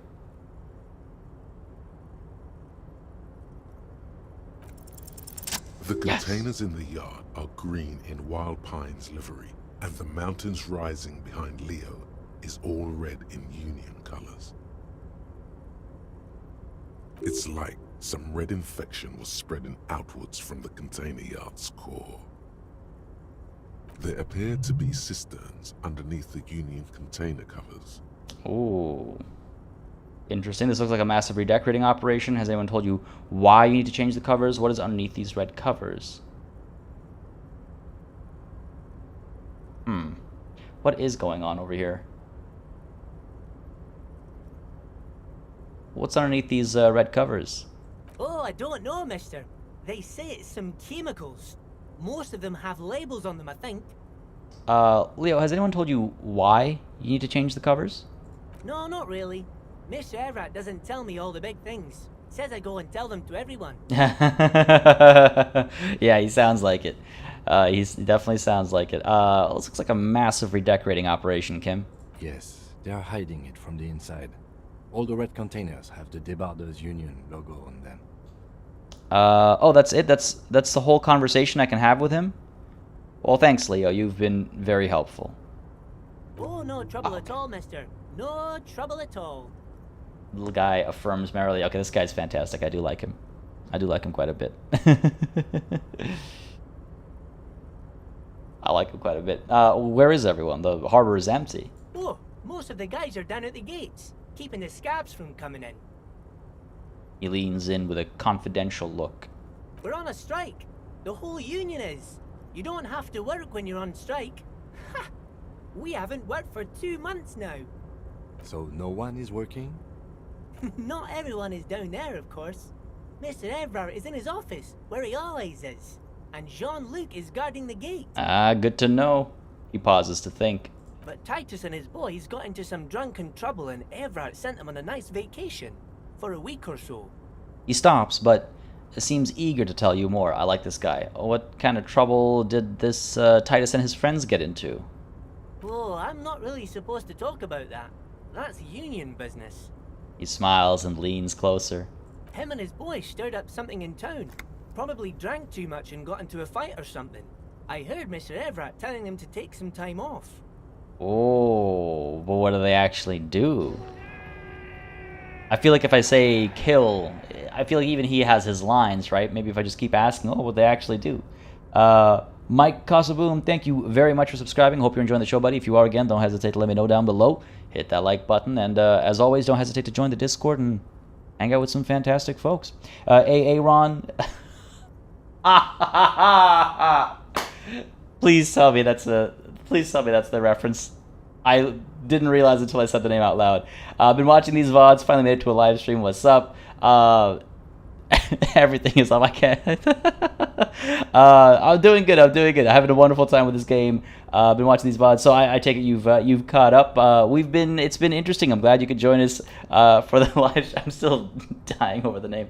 I'm glad you could join us for a live stream, but it's been good. We've just made it into the harbor and learned a little bit about the whole sort of Communist Manifesto and stuff that these guys seem to be reading and propagating, I guess. And just met Leo, and he's fantastic. BKSK, hey party, great to see you live streaming. I just stopped by to say hello. Still need to watch the last episode that I missed. Sounds good. Well, thanks for dropping by and saying hi. Enjoy that last episode. It's certainly, oh boy, I certainly enjoyed it. But I hope you have a good time, and I hope you enjoy this VOD when it's out as well. But thanks for coming through and saying hi. Always appreciate it. Always appreciate it.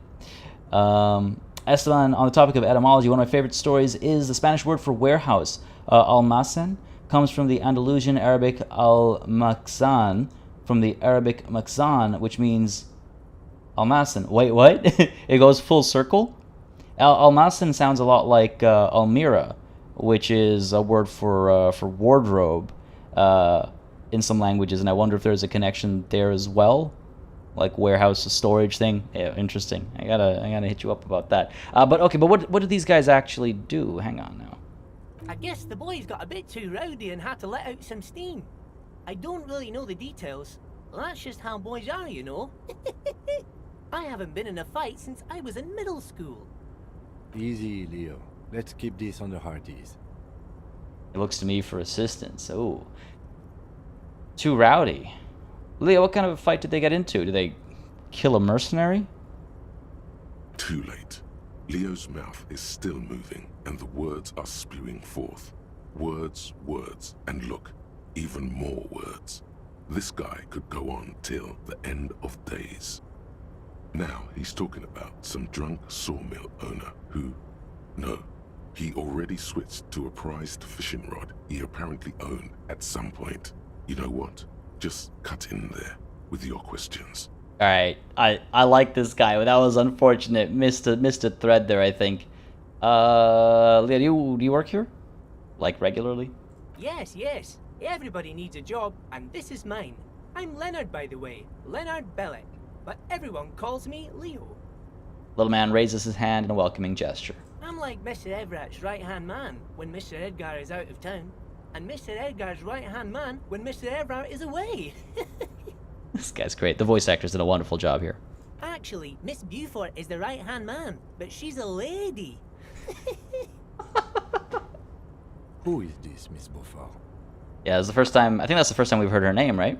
A real pretty lady with a skin like those Douai Sucre candy bars my missus likes so much. Them are real nice to suckle on once the dinner is done and me and the missus sit down beside the radio. Okay, there's a lot to unpack there. I'm gonna keep moving. But I can't listen to the radio all the time. There's so much to do around here and I'm always busy keeping things running here. Yes, I am. Yes, I am. Oh man, do I compliment him or is that's gonna send him on another tangent, right? Hold on. Who's this Miss Beaufort you mentioned? Beaufort?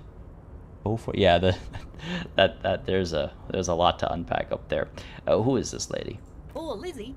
She is a real sharp tool. Mr. Everett put her through some fancy school and everything, east of the river. 4 years she was gone, and when she came back, she was all fancy and lawyerly. They're lawyer, I take it. But she's a real nice girl. Grew up in this here neighborhood, knows everybody and gets along with everyone. Real pillar of the community one day, I'm sure. I thought their legal representation was the lady who we once thought was a gardener but is now waiting inside the Whirling Rags. Or am I conflating two different people, or are they the same person? I can't remember the gardener's name, if we even got it. Just a bit of a blur right now.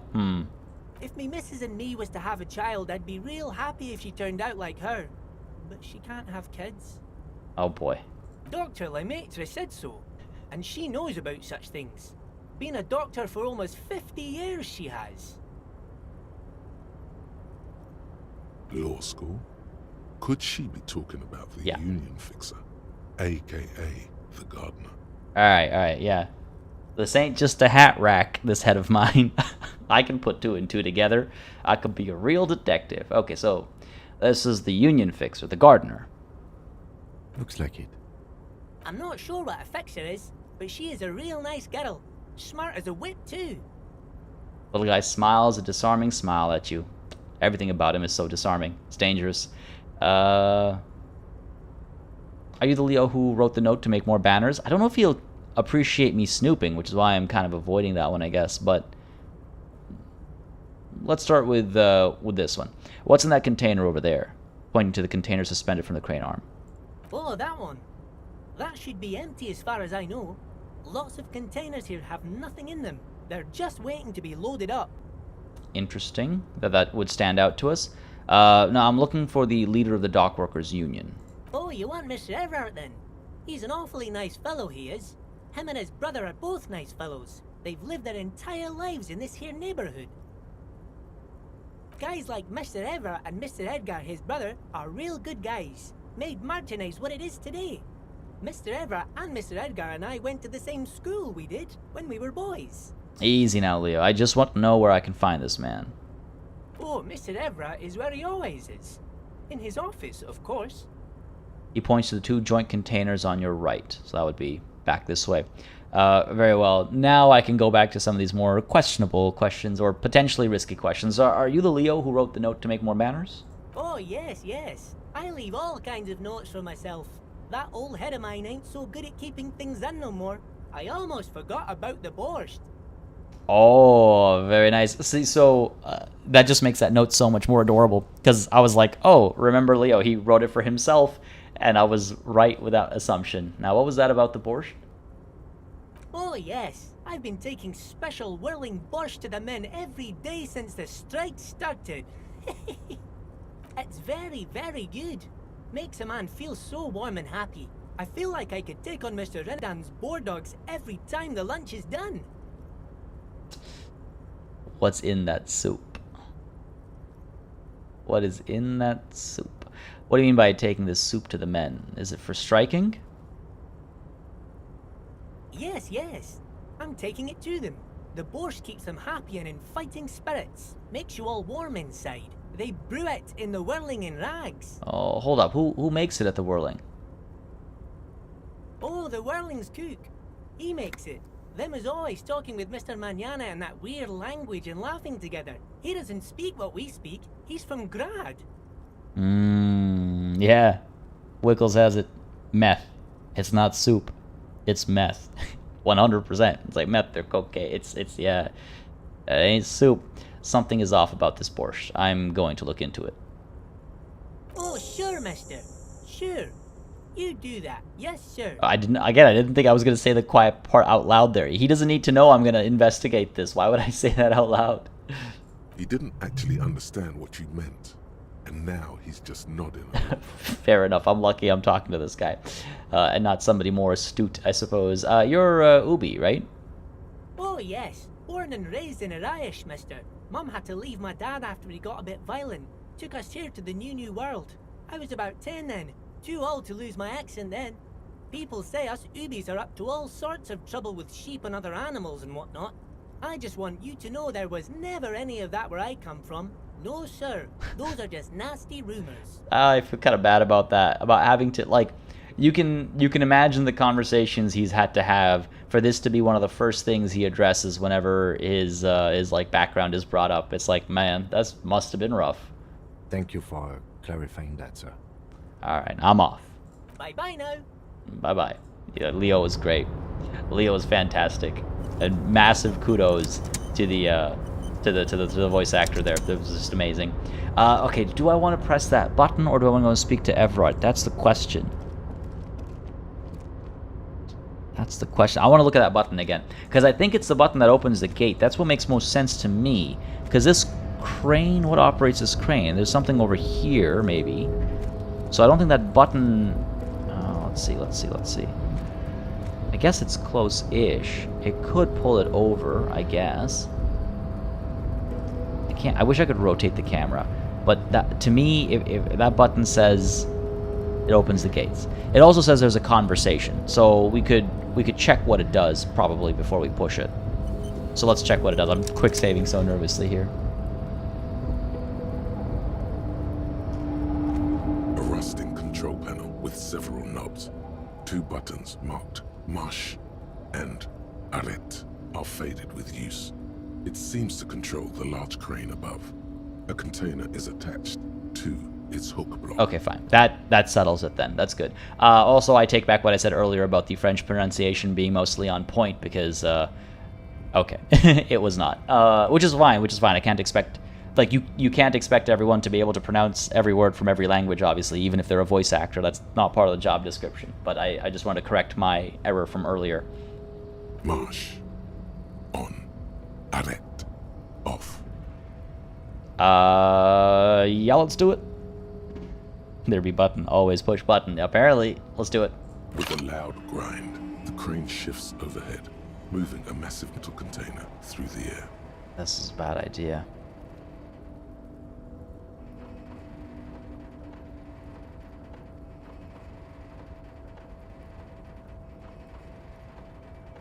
This is a bad idea. They're gonna know I did this. Does this go on? Or is it just waiting for the animation to complete? And with a surprisingly quiet thunk, the crane places the container down. The harbor sleeps as the strike rages in the distance. The crane can rest again, now that its purpose has been fulfilled. Its purpose? What do you mean? Moving this container, of course. For this purpose it was built. For this purpose it has acted. And now it will rest. I can't see how that was worth the records, except for seeing the crane in action, which I admit was satisfying. Dude's into his mechanical stuff, isn't he? He definitely is, right? I don't know if I should stop it or if that would move it back to its 0 position. I would assume it's like 1 and 0 for the sake of the game. So I'm gonna leave it, and I want to investigate that. Yeah, investigate this crate or whatever.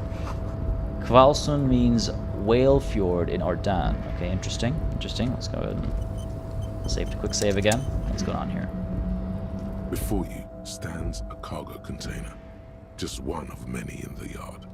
Lieutenant, I think there's something special about this container.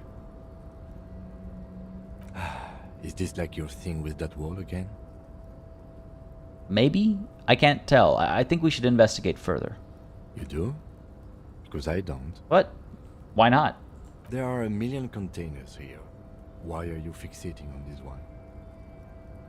It was hanging from the crane, like out of reach. Like, there's a legitimate reason to wonder why it stands out so much. It might have soup in it, yeah.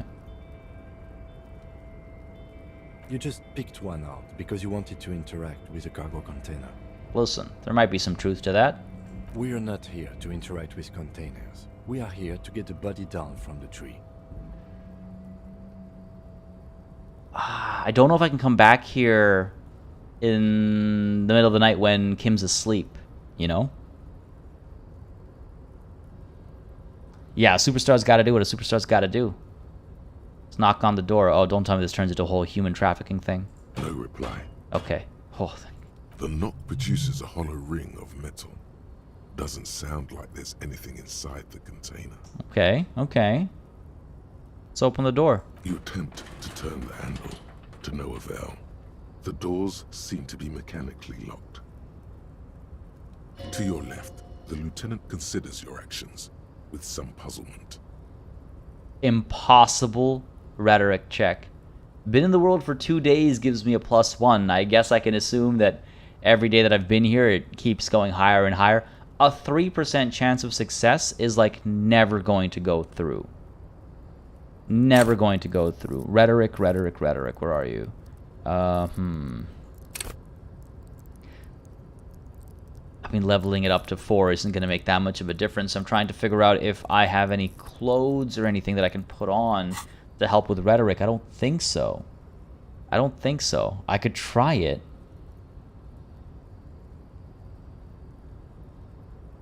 Oh, man. Knock on the door, but knock politely as if you're reasoning with it.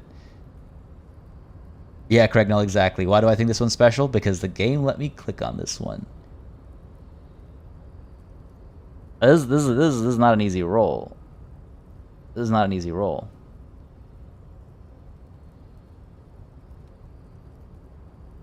I could try again later. Again, we can always level this up as well, right?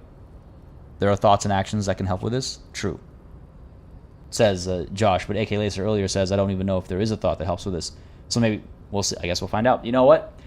A superstar does what a superstar does. I'm going to persuade the door to open. Why are you even trying to open a door with rhetoric? Man, I was really hoping. I was really hoping. I don't think I'm going to save Scum. No. Spindle. I have -1 to rhetoric. Okay, that might make me save Scum. On one of my clothes? God damn it. I wish I'd thought about that. Alright, chat, what do you think? What do you think? Should I go back for that to remove that -1, or is that scummy? I leave it to you. I don't think we should save Scum, especially the first run, right? I was like, we'll come back. It's a white check. We'll level up rhetoric at some point anyway. We'll come back. We'll open it. You know? I think we can hold off on that. Yeah, why am I getting? I'm trying to coax it because getting physical wasn't an option. Yeah, nothing against people who do save Scum, but I personally try to avoid it, especially for playthroughs on the channel. I don't know if you ask me why, I couldn't really put it into words. I guess it just feels right not to save Scum. But again, like I said, there's no judgment for folks who are doing it or anything like that. It's not from a moral high ground or anything like that. It's just I feel like I don't know. Well, yeah, I doubt removing the -1 will make that much of a difference anyway. So we're fine. But yes, getting physical wasn't an option. Be the alpha chest-haired superstar male you're meant to be. Because what wasn't an option? Using my body over my wits. Now is not the time to get philosophical, detective. You can do that after hours. Alright, well, there's nothing more to do here for now. Very curious about this container. Watch, it is just empty. We end up, like, piling into rhetoric and it's empty. But first, let's check. Sorry, what is affecting our rhetoric? -1 is from the bum hat. God damn. God damn. Yeah, no, there's again, I've heard that it's easy to get yourself soft locked. Well, not easy, but you can get yourself soft locked in this game. And in a situation like that, like save scumming isn't save scumming. It's like, yeah, there's nothing you can do. That's different. But going back over and over and over to retry a dice roll or to refight a battle or to choose something else. I don't know. Again, like I said, there's no like moral judgment here or anything like that. I want to be clear because I know a lot of people get very like it can become a whole thing. For me, it's just a matter of I try not to do it. Just because. All right. Yeah, I don't think that container is empty. There's definitely something in there. Saves gonna make sense in some games. On this one, failure is designed to allow you to get other wins elsewhere. Exactly, like it's a part of the experience, right? Just keep in mind, you're persuading a door to open. I don't know, one could sweet talk objects. Hell yeah, do it all the time.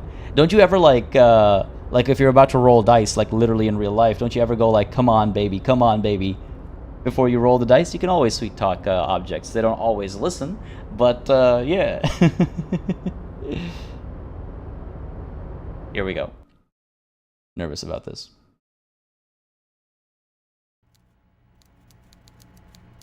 Very nervous about this. More coffee.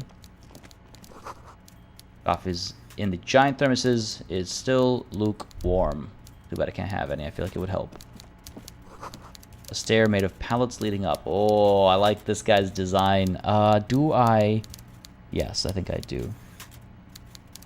It is Everart time. Let's see what we get up to. I'm wondering, do I want to level anything up? No, because if it's a white check, we'd be able to come back. If there's a red check, we're in trouble. I think we're dressed up appropriately for the situation ahead. So I think we'll be okay. AK laser, that's another good example. Ever talked a sputtering car into working? Yeah, like when you twist the ignition and it's just kind of churning and you go, come on, and it works. Yeah, absolutely. Talk to objects all the time. All right, here we go. Oh, I couldn't even see. All right. Don't mind me. Just looking at your big fish over here. A taxidermy fish that tells time. Fantastic.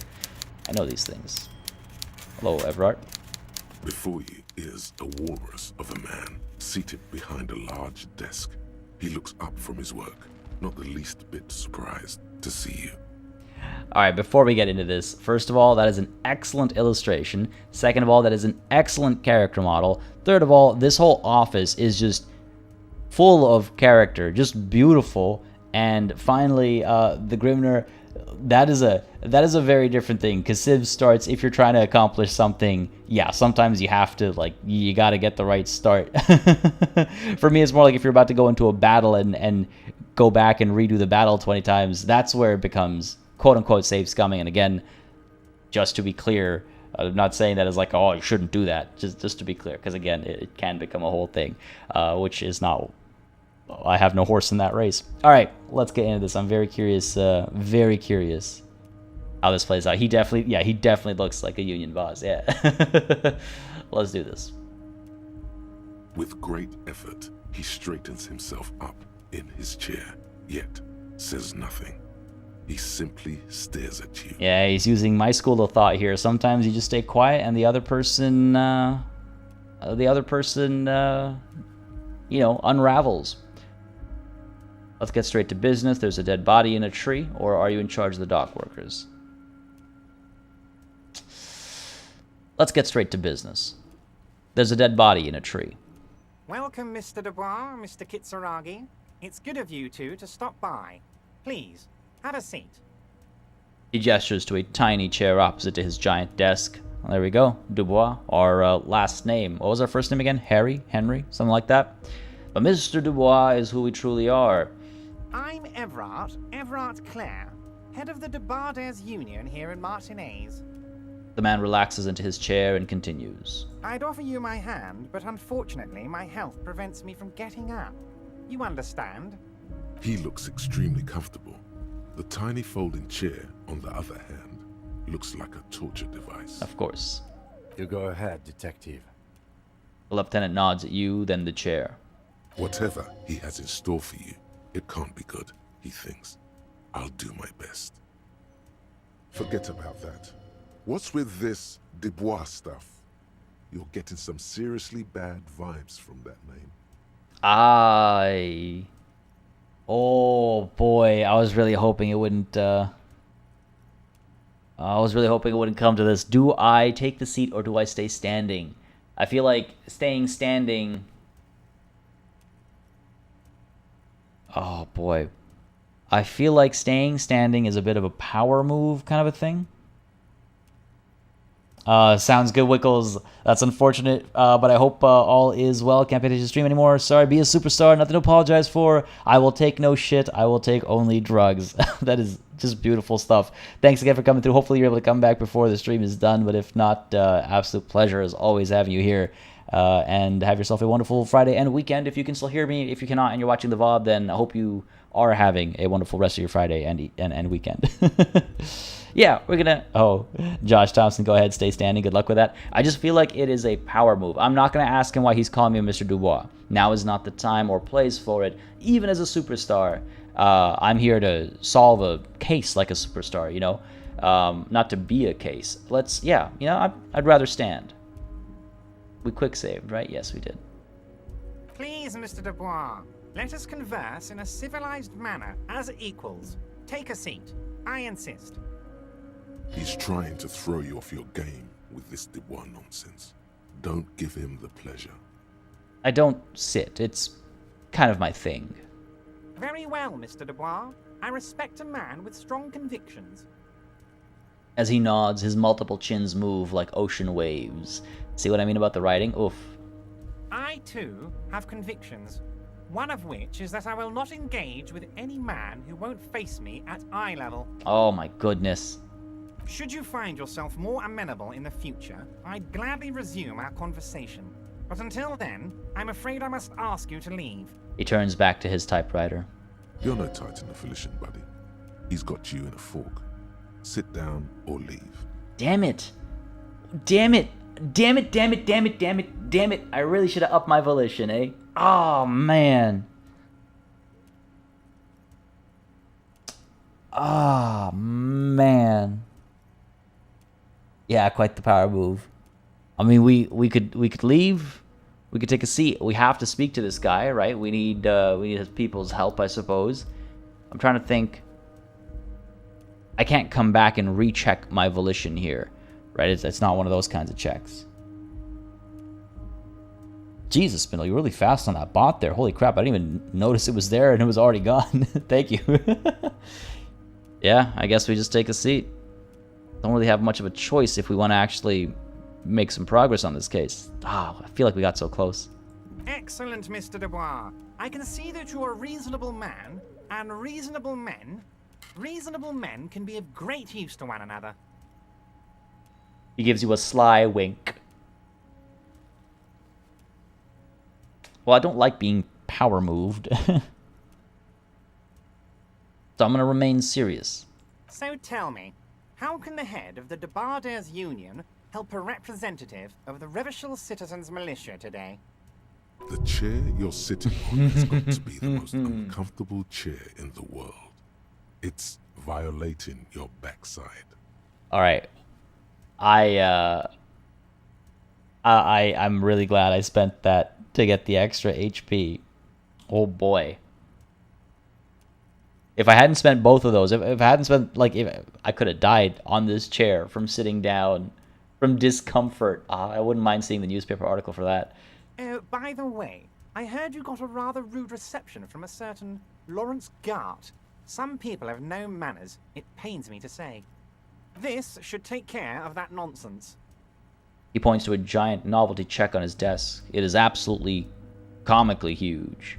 It should be sufficient to cover your expenses for a few days and patch over your differences with a cafeteria manager. Go ahead, take it. No, you're lying to me. This is a joke. You're lying. You're joking. You're joking. Wow, that's 25 real. That's good money. You need it.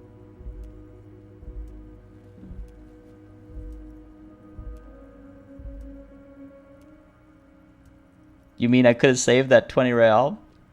I could have not had... Oh, man. Why was it one of the first things I tackled today? Oh, man. I am kicking myself so hard right now. But, wait, hold on. Do I even want to take this money? Do I want to owe this guy? Right? I don't need his charity. I don't need his favors. Right? I can handle myself. Take the check like a superstar. I do need rent for tomorrow, but do I want to be indebted to Evrart? I don't think so. This guy like reeks of sleaze, and I don't think I need that on my A, conscience, and B, just like existence. You know, I don't think it's a safe call.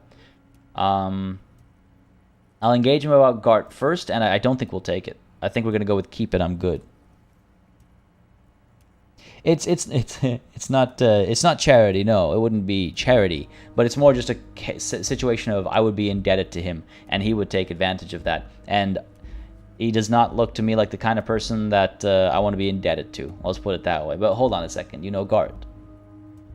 I feel like they're quite close friends, and I feel like Gart is covering up for him now. Between this and the borscht.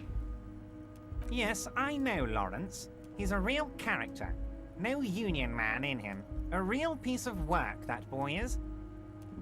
With a grin, he points to the checker game. It's like you're on a game show. At least don't thank him for it. Yeah, no, I'm good. I'm good. Yes, this is what some might call a bribe, or perhaps leverage. Yes, exactly. It's just one superstar helping out another superstar. Nice try. Nice try. Keep it. I'm good. Okay, okay. I respect a man with principles. No handouts. Yeah, see, he's not very well Mazovian either. Handouts is the word he's gonna use. Yeah, no. I see what you're up to, you sleazeball. He crosses his arms on his ample midsection and sinks further into his chair. Not very happy about that, is he? Now, I'd like to set your mind at ease about one other matter. Your lost gun. Let me assure you, Union people are on it as we speak. I've got my best hounds looking for that lost gun. I don't know if I'm comfortable with that. His slug-like lips move, but all you hear is an echo. Lost gun, lost gun, lost gun. The world is swallowed by a black hole of fear. Only two words escape its gravitational pull. Lost and gun. Well, I had that half-light coming through right away. And yes, good question. How does he know? I was wondering that. How does he know? Damn, morale damage too. This is I guess this is like a boss battle of sorts, like a mini boss equivalent for a game like this.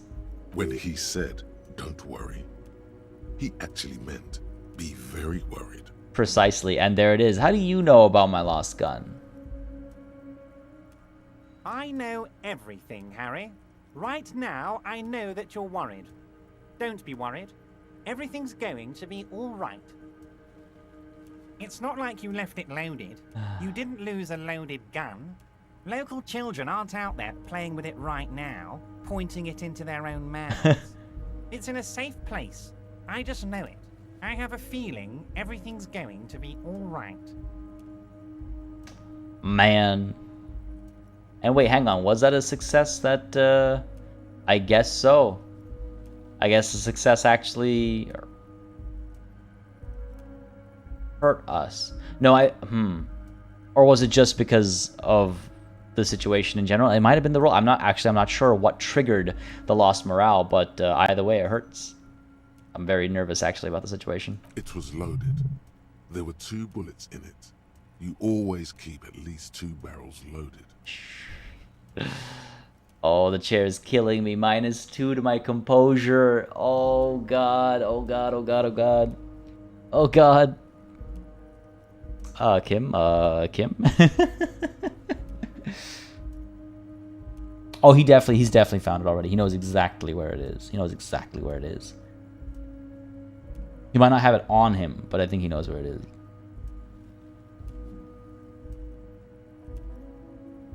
We're gonna try to... I could turn to Kim for the bailout, but does a superstar need a bailout? That chair is really messing with our mojo, eh? Don't panic. Don't panic. Don't panic. It's fine. Don't panic. It's okay. 70% is great. Don't panic. We're fine. We're fine. We're okay. It's okay. It's all right. It's okay. It's okay. God, you're sweating. Shit. Your knee is jerking. You're about to cry, aren't you? You're about to cry because you lost your gun and those children are gonna shoot themselves with it. I mean, if I'm lucky, Kuna will pick it up. Are you... Oh, we were close. We were actually close. I wish I didn't hover over to check. So what? Men can cry too. True, but don't think there's a situation for it right now. So no, I'm not about to cry. Try to stay cool. Mr. Dubois, you don't look so good. What is this Mr. Dubois he keeps repeating? What is he trying to pull here? You need to cool the fuck down. Chill. Maybe a little hit of magnesium or whatever will help me out here. Oh yeah, hits the spot. Stay alive. Mr. Dubois! Mr. Dubois! Harry! The large man snaps his fingers, but to no effect. You're in some stupor. Keep sliding down the chair like a jello shot. There are no Harrys. Let your mind go to your safe place. Oh boy. I'ma keep sliding down. Maybe disappear under the table. Mr. Dubois, are you okay? Can I get you a glass of water or something? Are you having some kind of medical emergency? Maybe you could use your hands somehow, in a kind of throw-in motion, like you're throwing that Mr. Dubois act right back at him. He's Mr. Dubois. Nah, I'm as good as it gets, Mr. Dubois. Vaguely gesture with my hands above my head. Or, oh yeah, man, I'm fucking great. Just keep sliding. Actually, this chair is uncomfortable. I could use that glass of water and sit upright. I'm melting. Yeah. No. You know what? I'm fine. It's just the chair's a little uncomfortable. Don't. I'm thinking between 2 and 3. I feel like we're in a constant state of medical emergency. God, ain't that the truth? I'm torn between 2 and 3. Either being like, yeah, you know what, this chair sucks and I could use a glass of water, or saying I'm fine, but then possibly, who knows? Don't give him an inch. That's kind of what I'm thinking. And that would be, for me, that would be 2. Yeah, I'm fucking great. I've already given him more than an inch by even having to sit on the chair, you know? I think that's enough.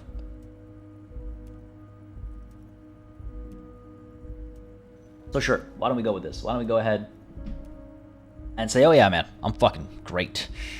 Keep sliding. Don't be dramatic. I can see your condition isn't terminal. Kim, it's very uncomfortable, okay? What an odd demonstration of... you got me, Harry. I don't even know what. As entertaining as it was, I'm afraid we're wasting our time. And I'm an extremely busy man, as I'm sure you are too.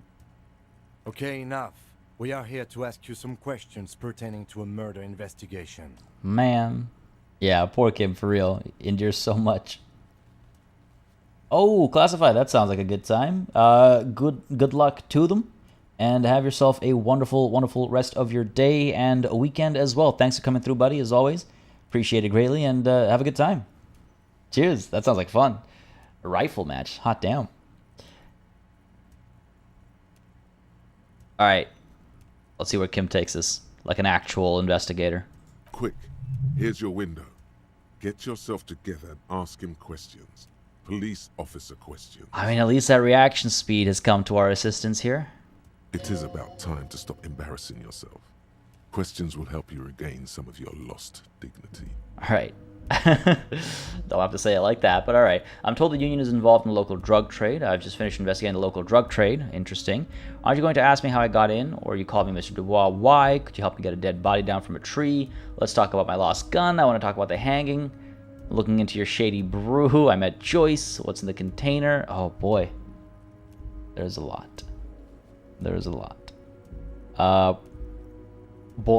Let's could ask him about the body. That's one of the primary reasons we're here. One of the main reasons, so we can investigate it better and steal the boots. I'm curious if I want to talk about the drug trade with him. Like, why would I... That was an accident, hovering over fine speed and sniff it. But why would I bring up the drug trade with him? it might put him into an uncomfortable situation, or it might give him... It could really go either way. Yeah, no, I noticed, Spindle. We're at that 2-hour mark, but I think we'll keep going for a little bit longer. I'm definitely feeling it. But I think we'll go for a little bit longer, at least finish this conversation with Everard, which might actually, looking at this list, might actually take us to our 3-hour mark. But thanks for pointing that out, buddy. Appreciate it. Yeah, that's what I'm thinking as well. I think if we start with the hanging first, just to make sure we get the most important thing out of the way, because the drug trade we were investigating primarily for Joyce. So let's focus on the hanging. 7 or 5. Let's start with 7. I don't want to be in, like, I don't want to owe him before we have some of the other conversations. So I want to talk about the hanging. Oh, of course. That's your main thing here. That's why you're in Martinez. I know everything that goes on around here, and I would love to discuss it with you. I mean, it's no secret that the lynching is connected to the strike. So much to talk about. Honestly, it's been weighing on me so heavily. I understand you need to interview me. Okay, I'm gonna do what you tried. I'm gonna stay silent. The thing is, though, again, this guy's a bit of an expert negotiator as well, probably, so he'll know the ruse, right? He'll recognize it, but I'm gonna say nothing. But there's a thing that's been keeping me up at night. I want to talk about the hanging. I mean, if we could just calmly talk, exchange information, we could blow this thing wide open. Yes, that sounds good. Let's do that. But I can't think straight with this thing weighing on me. You're police officers, aren't you? I have a crazy idea. You guys are basically door-opening machines, incredibly talented at opening doors. Kevin, is that true? Are we door-opening machines? I'm not sure I understand. If you're asking us to break down someone's door, it's not going to happen. Come now. I just need you to go open a little door for me and leave it unlocked. A simple thing. Absolutely nothing shady about it. Yep, that definitely doesn't sound shady at all. Not at all, not one bit. An excellent opportunity presents itself, sire. You could win the trust of the arch-liar, pretend to play into his hand. Then, should you wish, bend his efforts towards your own. I'm okay. I see what it's saying, but how does it want me to do that? An excellent opportunity. I could win the trust of this arch-liar, pretend to play into his hand, then, should I wish, bend his efforts towards my own. So I assume that is to accept the task and then not actually do it? But I don't think that would work. Yeah, the arch-liar is a pretty good title. I could ask him a few questions first, like, why don't you just open it yourself? Whose door is it?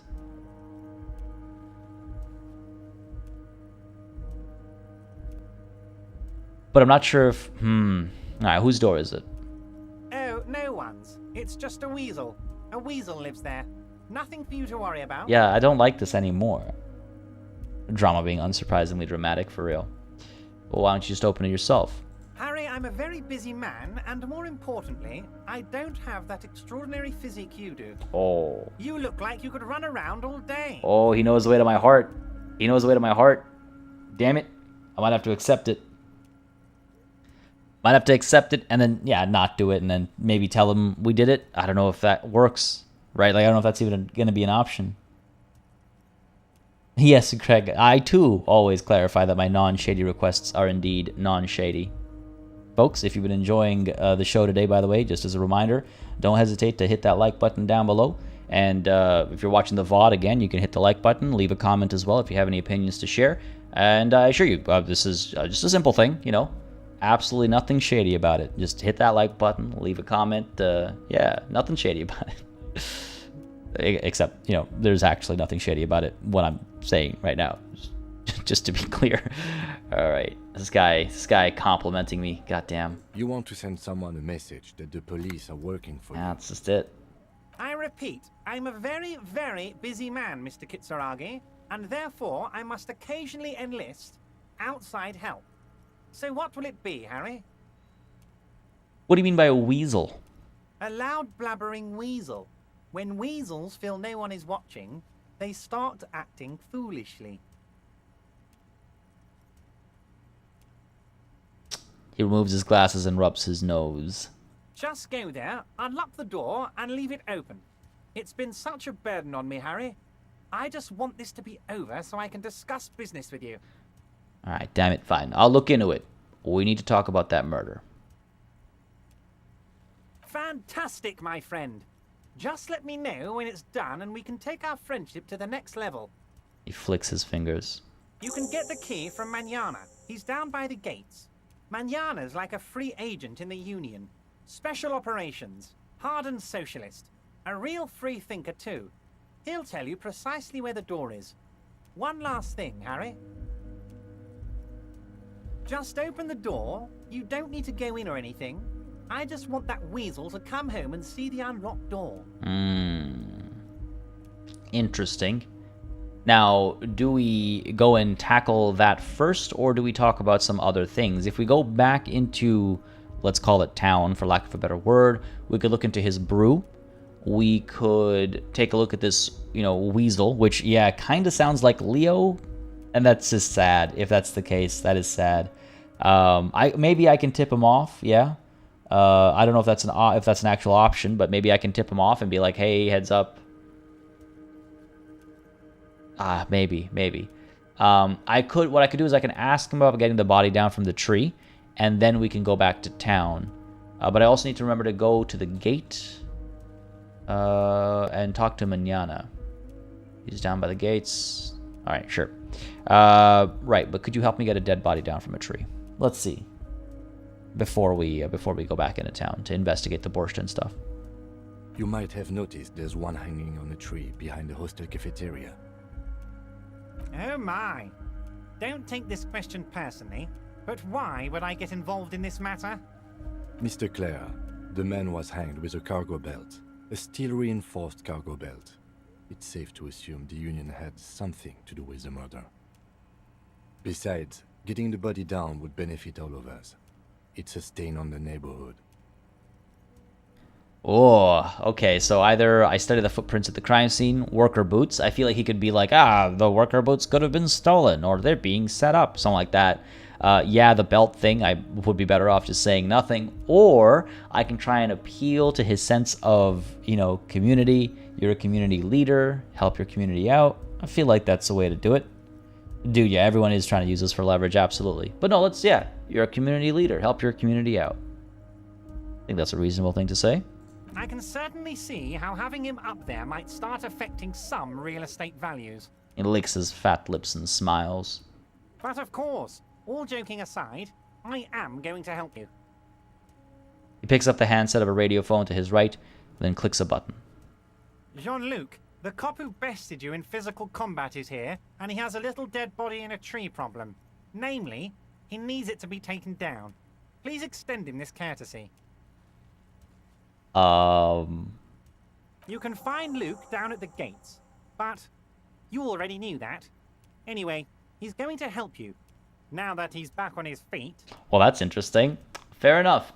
Sure. So I don't think I should ask him about the drug trade until we've solved some of the situation with the body. I'm not gonna. He'll know how I got in. I mean, he knows Jean-Luc was bested in physical combat, so he's not gonna. There's nothing there. You keep calling me Mr. Dubois. I'm not gonna ask him about that. Not gonna ask about the gun. Don't need to show that I'm concerned about it. Don't need to tell him that I'm looking into his brew. I shouldn't tip him off before I've found something, right? I don't think he needs to know that I've spoken to Joyce. There's no value in that. He'll probably twist that the wrong way, like, oh, I see you fraternizing with the enemy, blah, blah, blah, that kind of stuff. And I'm not going to ask him about the container. He'll just probably tell me to mind my own business. So, Everard, I'm going to leave now, but we might talk again later. We'll come back after we've investigated some of these things and brought the body down and all that kind of stuff, right? All right. Yeah, I think that's the right call. Wait. You need this to get in and out through the gate. Thanks. I was wondering how I'm supposed to get out. Or great, wouldn't want to get stuck in here. Yeah, great. Wouldn't want to get stuck in here. Here, you're one of us now. A real red and white Union man. Take care, Harry. We're not on a first name basis, buddy. mentioning it, Tobes, do you mean that we spoke to Joyce? It might be, but I want to make sure I actually am able to use his help in getting that body down first, especially. Because I think if we upset him, I don't know if the game has that in mind, but the game is full of surprises, and one surprise I do not want is, well, finding out that pushing too hard will remove one of our options to getting that body down, because it's been a minute since we've wanted to do that. It'll be nice to finally have it down, and then tonight, hopefully, we'll be able to, like when I say tonight, I mean when Kim's in bed, hopefully we'll be able to get those boots. He knows about the gun, yeah. He seems in tune with what happens in the neighborhood, so he might know already. I think he does know already, but my concern about asking him about the gun is the same, like, indebtedness. I'll ask him afterwards. It was just more about, like, what do I ask him right then and there versus what do I ask him later on, basically. And all those questions will be asked. I'm fairly certain there are none that I don't intend to skip, or there are none that I intend to skip, but I do think there's a sense of urgency with the borscht and the body. Whirling in rags is becoming a real B&B situation. Borscht and body. Make our way over. Do you like that you had the whole conversation with empty booze bottles in a plastic bag? Yeah, I feel like that's my power play. That's my power move. Yeah, I came here walking like a mess. What do you want? Let's actually visit Frita as well. Get rid of these and maybe pick up some healing potions as they were. Get that health and morale back up. Or, you know, able to get back up. First, though, let's get that money. Make that money. The tear machine stands in the corner. Your bottles clunk into the machine. Not and bad. The money appears with a satisfying jingle. Not bad. You're a richer man now. Not enough, but not bad. A small cabinet on the wall is filled with various medicine bottles, nasal sprays, and blister packs. They all bear the Saint Baptiste Pharmaceutics logo. So, okay, here's the thing. If I buy 3 Nosafed... Oh, okay, yeah. So you save 20 cents if I get the Druamine, and 20 cents if I get the Hypnogamma. 250 plus 2, that's $5. I'll be left with $6.68. It seems worthwhile. We've paid for today already, but that would mean I need $14 tomorrow to get residence or whatever. Yeah, I gotta speak to Jean-Luc. I don't know if speaking to him would... I doubt it'll teleport us over, but first I want to investigate the borscht, and then we'll get Jean-Luc. But yeah, I think we should invest in the health and morale. We'll make the money. We'll figure it out. Okay, here. I hope Saint Baptiste makes you feel better or something. Okay, here. I hope Saint Baptiste makes you feel better or something. I do wish she had a few more of these lines, because I imagine you come back here often enough. So I wish she had a few more of these lines, because her voice acting is like terrific. Her writing's terrific. Some more variety would be nice. Yeah, I don't think I want to run around without healing items, exactly. I was just wondering, like, do I need to stack up 3, or should I just go with 1 and 1? But yeah, I don't want Jean-Luc following me as I investigate the borscht. It might be a long situation. It might be a short one. But we'll go back to Jean-Luc to deal with the body afterwards. I think. I don't see any fresh bottles yet. We'll see, though. I'm sure they'll come around. And again, we have, you know, all day tomorrow and the rest of this evening as well. All right, Gart. What's going on? Can I help you? I saw a thing. Another thing. Great. No. Yes. No, I'm good. I guess I gotta talk to the chef then. I was wondering if Gart knew anything, but I guess not. All right, chef. The man ponders his cooking utensils and gives you a little nod, acknowledging your presence. Leo said you're friends with Manana. Is that true? Yeah, I think we can, you know, like, hey, yeah, we get along. We know your people. We're friendly. Yeah, Leo said you're friends with Manana. Is that true? The mention of Manana gets his attention. He smiles and delivers a whole slew of unfamiliar words and lively gestures. Then he falls silent again. This is not going to be a successful interrogation, is it? What's in that borscht you're making there? Pointing to the large pot. The man says a couple of sentences in that strange language of his, and then seems to wait for you to speak. Just guess what he's saying. Sorry, I don't understand you. Just one word. Sounds quizzical. Then he awaits your answer with his brow arched. Oh man, alright. Oh god, this could make or break the situation. Is he asking if we are here to pick it up for Everard? Or is he, like, he's asking something, and I'm trying to figure out what he could be asking. Chat, what do you think? What do you think?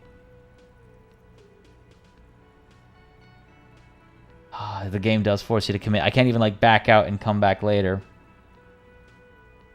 Oh boy, I'm tempted to say yes.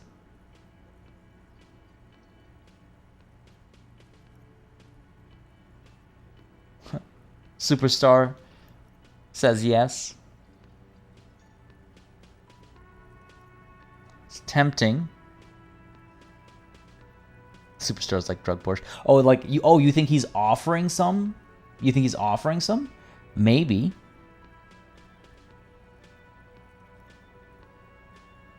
Oh man.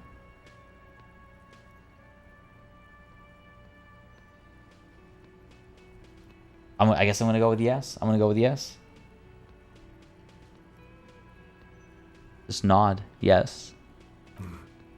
Horse need more vodka? Oh, wait. What? He picks up a bottle from the shelf. Okay, so it's vodka that keeps the men happy and in good spirits. Clever move by the Union. Of course, vodka. Now that makes a very, very special borscht indeed. Turn it up and then ask for some yourself. Yeah, electrochemistry coming in. Turning it up seems like a dangerous idea, honestly. The place is a powder keg. I mean, oh geez, I feel like this is gonna actually have some very serious consequences down the line. Borscht with vodka sounds vile. Yeah, a little bit. Sadly, it's not the speed we were hoping for. I'll leave the cooking to you. I have business. Yeah, nah. What's the worst that could happen? Giant mosh pit. Sounds like a good time. Yes. Nod and turn my fingers clockwise. Turn the vodka up. He smiles, nodding vigorously, then pours half a bottle of vodka into the pot. With a whistle, he stirs the brew. Let's do it. Grazie. Could I have some of that brew? He smiles and nods enthusiastically, and, chattering away in his language, ladles some brew into a small thermal cup, then hands it to you. Alright, I don't think I need anything else. Stay masculine, baby. What is this? Tools? Yup. +1 physique, -1 morale. Okay, so it's the same as the Commodore Red. A thermal cup full of hot borscht spiked with high-proof moonshine. I want to know, is this different if we change the vodka quantity, like if we made it lower instead? But yeah, it's got to be some really good vodka, or very, very strong borscht, I guess, if you're not able to tell there's vodka in there. It's got to be smooth, I suppose. I've had some very smooth vodka, so, you know, I can imagine. But for some reason, the vibe I get is that this is not a smooth vodka. For some reason. I got the borscht before I had the chance to cook the alcohol out. Yeah, true, fresh booze. Jeez. I mean, hey, not going to complain about having access to extra alcohol. That's actually been helpful. I think both times we've used it, it's been helpful. If you make it stronger, you get more uses. Ah, okay, good. Well, I'm glad we decided to make it stronger. That worked out nicely. All right, Jean-Luc, I can't believe we're going to work together here. I wonder what he has to say about being knocked on his ass. Back at square one here, eh? Do not presume this has drastically altered our race dynamic. I knocked you out like a god of martial arts. True. I said nothing about our personal dynamic. That has altered. A little. He means very little. Oh, not gonna. There's no reason to do that. Evrod told you to help us get the body down from the tree. So it was. You bested me in race combat to reach my superior, then had him give me an order. I salute your cunning, enemy. I will go and remove the body from the tree. This with guy. my bare hands. This guy, I swear to God. You're so noble, Measurehead. But while I am gone, someone must stand guard on the bridge. That someone needs to be you. Both of you. I don't know how I feel. Like, what is he up to? That would mean you're openly showing the people that you're taking the Union's side. Ooh. Yeah, that worries me. A lot of people are going to see us up here. Everyone's going to see us up here. Everyone that matters in this situation is going to see us up there. Lieutenant, what if we don't want to do that? This is the uncomfortable result of not taking it on ourselves. I can live with a compromise. All right, Kim's actually okay with it. I was expecting Kim to be displeased. Listen to your little friend. He is wise in his childlike way. His mysterious race may yet prove fierce competition to my heroic haplogroup. Oh my God! Every time he speaks, it's again still very well written, but I suppose we must acquiesce. Okay then. I'll wait here while Measurehead's gone. I can't think of any other potential solution. We tried shooting at the belt. We didn't want to climb the ladder. We're not going to give Kuno the gun, obviously. So yeah, go for it, Measurehead. Okay then. Babe, see that they stay here the whole time. Now I am the new Measurehead.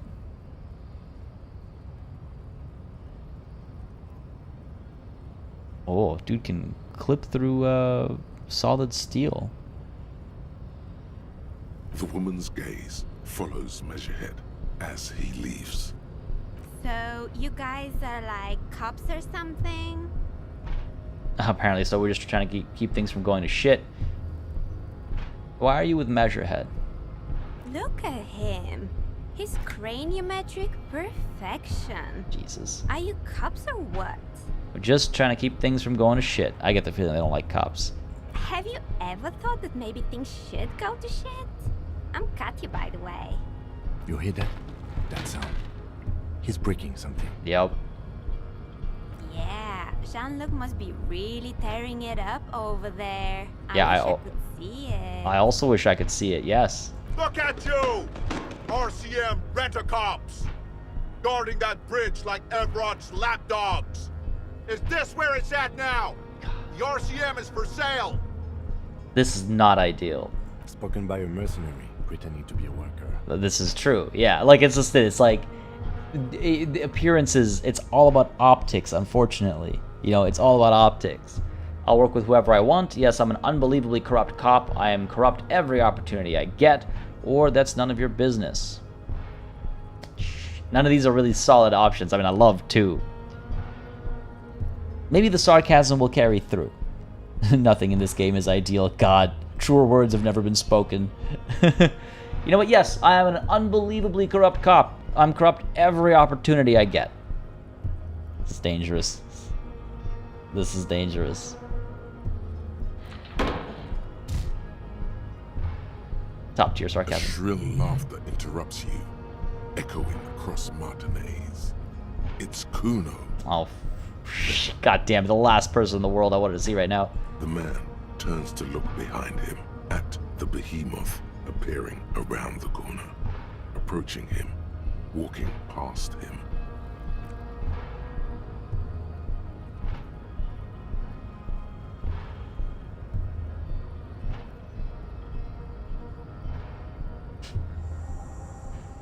It's the body's The corpse has been removed from the tree. Stand down and congratulate yourself. You have sided with Ray's victory today. This friggin' guy. There's been no side choosing. We did what we had to keep order. And what you had to do was to become a Union man for all to see. I don't like Everard. I do not like Everard. He, that was a good manipulation by him. That was a solid play by him. And yeah, this surely won't backfire at all. I'm sure this will go over perfectly fine. Alright, let's make our way over. I found it kind of poetic almost that our session began and is an ending now, but almost began and ended at exactly the same spot. Now, I mean, well, it's almost, so I guess it's not that big of a deal, but let's see what this guy has to say, actually. Let's see what this guy has to say. Went native on the chief, huh? Those ballerina antics were reckless. Should have just punched him in the throat again. Hey, they worked. Wrong. You did the right thing with Measurehead. The ballerina antics won you the fight. Exactly. Let's talk about our right to work. Huh. Guess he has nothing to say about my supposed corruption. Fair enough, fair enough. Wanted to see if he had something he wanted to add. You got something to say? Say it to my face, buddy. I took Measurehead down. I could take you down easy. Easy, you ain't shit. Yeah, Everard is playing chess, absolutely. Absolutely. Alright, what's the state of the body? Did he, like, just tear the tree branch down? That's my guess. Moment of truth. Moment of truth. Oh, Jesus, he did, didn't he? Oh, that is a mangled corpse. I'm a little concerned about what's gonna happen when we deal with this body. I want those boots. I want those boots. Right? Sure. We could see what Kuno has to say about Measurehead. Well, I mean, I'm also curious as to what the hell he's doing now. With his little crouch position and gun. You missed a good show before. A kid came by and completely fucked the tree to pieces. He fucked the tree up! Fucked it good! It was porno! Jesus. Stop using the K word. It belongs in the past. Total... the dichotomy of 1 and 2 is just kind of funny. Total retards using language like that. Congratulations, Kuno. You just made yourself a retard. Oh, yeah, kids. Nod in approval. But don't you... Oh, Jesus. Some of these dialogue options... Like, I know it's a made-up word for in the game, but, like, if I'm... You know, when I roleplay, I get into character and I get into the world I'm playing in, so making me say the very words that I'm... What? That's very awkward. I wish I could have been here to see it. Now I have some questions. I'm not gonna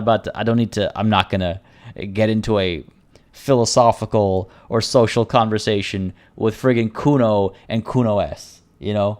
I don't think that's worth it. Wish I could have been here to see it. Now I have some questions.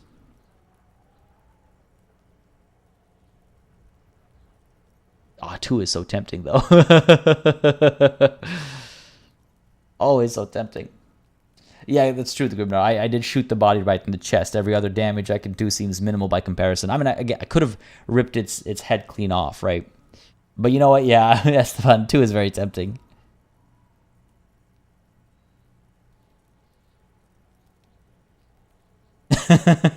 I see y'all in chat. All right, yeah. I was like, no, I'm not going to engage. But deep down inside, I was like, 2 is very tempting. Total retards using language like that. Congratulations, Kuno. You just made yourself a retard. Oh.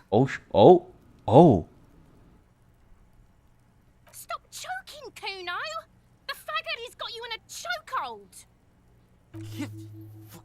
Kuno's not fucking choking. Oh, shit. Choked you out there. Serves you right for using reactionary shit. Or alright, simmer down. I think we all learned our lesson. Oh, did I push my luck? I totally caught him off guard. Yeah, holy shit.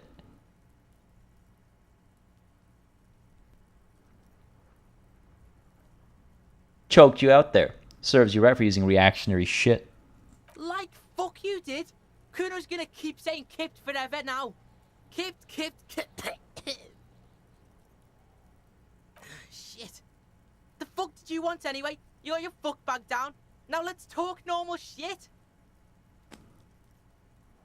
Now you want a normal conversation, huh? Alright. Yes, yes. Kuno wants a normal conversation. Ask normal shit, please. Well, hello. That's nice. Try and empathize with a kid, a legendary check, figure out what's going on with this kid. Speed. Speed and, I don't know, a broken home, if he even has a home. I'm off. I'm gonna leave him to think about how he just got served by a cop. Kuno doesn't fucking care. Yeah, he does. Yeah, he does. Don't lie to me, Kuno. Don't lie to me, Kuno. That was great. That was great. First Measurehead, now Kuno. Hell yeah. Now you're playing people Monopoly, owning people like that. Hot damn. Kuno is Kuno for reasons. Yeah, exactly. I don't know if there is an explanation, truth be told. What the hell's your problem? What's your deal, Kuno S? Get out of here. Kuno, the pig's getting pretty close to me. Come to snuff my shit out, I think. Take one step closer. Looks like it's time for me to go, Kuno. Pig's come to take me in. When I ask you some questions, take another step closer. I'm going away for a long, long time, Kuno. Going away for life. What's going on there? Fuck are you trying to pull, pig? Listen, child, that corpse made me puke twice, and I was wondering why you don't. What are those strange words you use, girl? Hey, kid. Child, converse with me. Child, converse with me. You there, behind the fence. You don't want to fuck with me. I got my hands bloody. I'm not here, pig. You're not seeing this. You can still see the top of her hat from behind the fence. I'll die before I squeal, pig. Listen, child, that corpse made me puke twice, and I was wondering why you don't. Stay away from me, pig. You don't want to see what happens when you corner me. Interesting. It didn't even occur to me that I was able to I'll die before I squeal, pig. speak to Kuno S. Hey, kid. What's this kid shit? Fucking mind games. I'd rather die than squeal. Get the fuck out of here, face. You got done. Talk to me. So it's a girl. Interesting.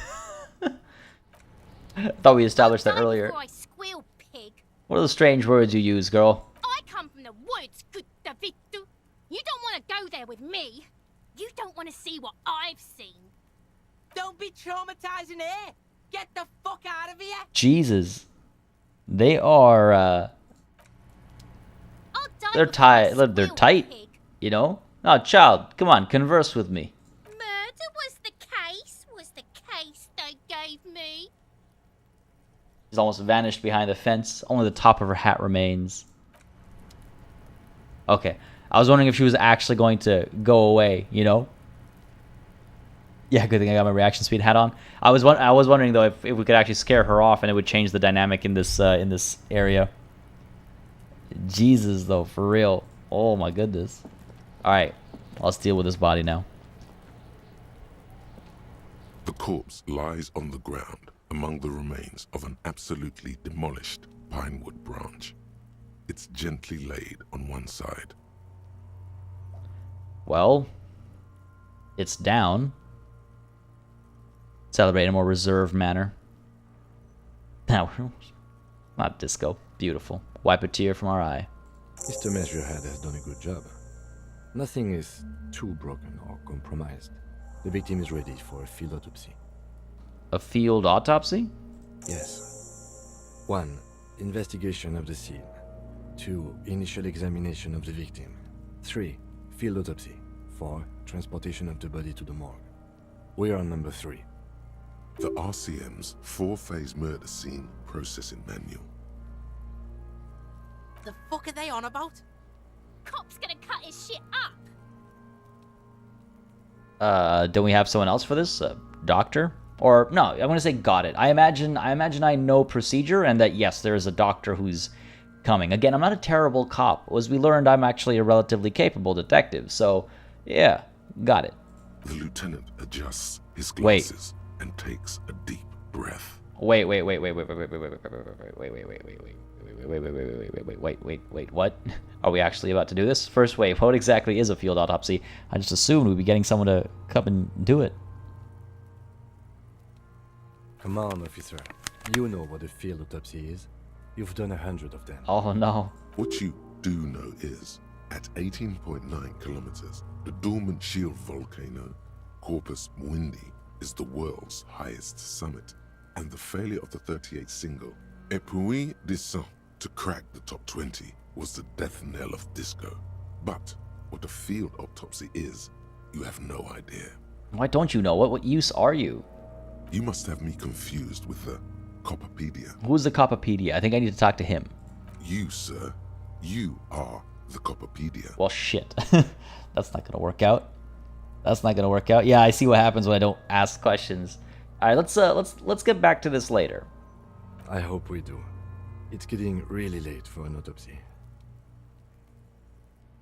See, I don't want to, because a step after the field autopsy is having the body transported to the morgue, and I want to make sure we don't jump to that. I want to come back tonight and try and get those boots. I don't want to do it while Kim's around, because he will be upset. We already know that. Pretty certain about that, actually. So I think we'll want to try and get the boots first, and then do the field autopsy and let the body be shipped out. But we can't do that until Kim's asleep, which isn't for a while. So I'm trying to figure out what we do between now and then. I suppose we could go back to Everard and talk to him about our gun. We could talk to him about our the drug situation. There's a couple of there are a couple of things we can still discuss. Again, the conversation with Joyce has to wait until Kim's asleep again. But I think going back to Everard is probably not a bad idea. At night, those boots will be mine. Indeed, they will. Well, superstar, I take what's mine. I'll take what's mine, rightfully. But let's make our way back to Everard, I guess, and have some of those other conversations with him that might reveal where our gun is, and maybe, if we're very lucky, where our badge is as well, because I would like... Oh, right, the door that Everard asked me to open. Good point, good point. I completely slipped my mind. Where is that? Ask Renee about the photo. Find Morel, the cryptozoologist. Oh, right, yeah, I remember that. Oh, I scrolled down. I was like, this isn't right. Open apartment door for Everard. So open the basement door behind the greenhouse in the backyard to intimidate the occupant. Do what you have to do. Everard has promised to give you info on the case in return. Get the key to the weasel's door from Manana. I mean, he's going to check in with Manana for sure, right, to see if I took the key. I already have the key. Yes, cop with amnesia is the baseline. You are on a case, you wake up completely, absolutely, like, not just hungover, but wrecked, absolutely wrecked, trying to piece together not just the murder case that you're trying to investigate, but also your own self, who you are, what you're doing. It is a fantastic game. It's an RPG with a very interesting approach to skills and talents and conversations. Just a beautiful game, Disco Elysium. Absolutely beautiful. Yes, not demons. They're your inner thoughts, and yes, that's you're talking to your inner monologues, and your skills basically show up as these inner monologues, like we were just talking to the encyclopedia side of our brain recently. And based on how we've skilled up, how we've leveled up, these guys will come in and either help or fail at helping us at various points in time during conversation and investigation. It's some really cool stuff. If you've never played Disco Elysium, if you're into RPGs, it's a very, very amazing game. This is my first time playing it, and I've loved every minute. Every minute. But yes, let's speak to Manana. Let's get the key. So, how'd you like our harbor? Sure. Labor Utopia. Nod approvingly. It's but a rest area on the path leading across open plains. He notes solemnly, then turns to you, a wide smile adorning his face. Right. You talk to the boss, eye to eye, like men of the plain. If you have any more questions, I'm set to talk. Any idea who killed the hangman? The mercenary, eh? Who could have killed him? That's indeed the question. Why even do such a thing? He shakes his head solemnly. The merc was hanged with a very specific type of cargo belt, one often used in heavy transport areas, for example, harbors. The harbor is a prime area of suspicion. In your opinion, are there dock workers involved in the killing? Now, let's go with one. Yeah, the merc was hanged with a very specific type of cargo belt, one often used in heavy transport areas, for example, harbors. What a thought. Why would noble workers resort to such a thing? Unless they were pushed, of course. Pushed how? Your dead guy was an enemy combatant. No, hold on. What does that mean? He was an agent of the opposition, attempting to undermine our honorable efforts. Did you kill him? I ain't the murdering type, but that's just me. Large organizations like our union have all sorts of men, with all sorts of skills. Interesting. He's not lying about not doing it himself. Yeah, that's good. Like, so as an example, drama is one of our, you know, inner aspects, I guess. And it's about being able to lie, being able to detect when people are lying. And so here there was a dice roll that happened behind the scenes. We succeeded, and so that aspect is confirming that this guy is telling the truth. And don't worry about interrupting the gameplay there. That's perfectly cool. It was not a big thing at all. And I'm always excited to share, you know, games that I'm enjoying and that I think other people would enjoy as well. So no worries at all. Good stuff. This has been of limited use. Still, thank you. Well, we can eliminate a suspect at least, right? No problem. I wish the best to you in your search. Sure, I'm glad it's not my search. Everard said you have a key to the door. Or to a door, rather. A key, huh? What door is this key supposed to open? I was hoping you could tell me. Of course. I got you. You don't know anything. He taps the side of his nose with a little wink. No, I actually don't know anything, though. I got that key right here. And let me tell you, it's mighty good of you to help us out during the strike. Working class solidarity, as they say. I saw an opportunity and I took it. I'm a hustle grinder. I heard something about a weasel and it didn't sound like a local polar weasel, if you know what I mean. Wink. I'm not opening this door for myself. I'm opening it for all working men. Or I'm not really doing this for political reasons. Okay. Alright. Alright. I feel like it's tempting to say I'm opening it for all working men, but truth be told, I don't think that's right. Let's reassess, right? As in character, we don't really want to open this door because we might be condemning someone to a horrible fate, right? And the quote unquote working man is using the police to, you know, wield power. I don't think we actually like it. I like the wink. I do think it's fun. But I'm not really doing this for political reasons. This is like the racism thing, right? Internalizing racism from Measurehead. Like, it's a situation of push coming to shove, which is why I'm even thinking about doing it. So I'm not really doing this for political reasons. Oh, so the none of the above type are you? I get it. I like to keep my distance too. But it doesn't matter. It's a good thing you're doing. Thanks. With a voice like that, how could he's got to be onto something, right? Dude's got such a soothing voice. What you're looking for is a basement door behind the greenhouse. That's behind the wailing and rags. That's all I know. Our organization is what you call compartmentalized. Means we keep out of each other's business. Okay, but where did you get the key from? The janitor gave it to me. Nice fella. We talked about life and things that really, truly matter. His gaze wanders off into the distance. None of this mess we're in. This jiving and juggling. What's it for? To feed our children, I guess. Anything else I should know about this task? This weasel person? When he'll be home? I'm more of a philosophical dock worker. I like to talk about the big picture stuff.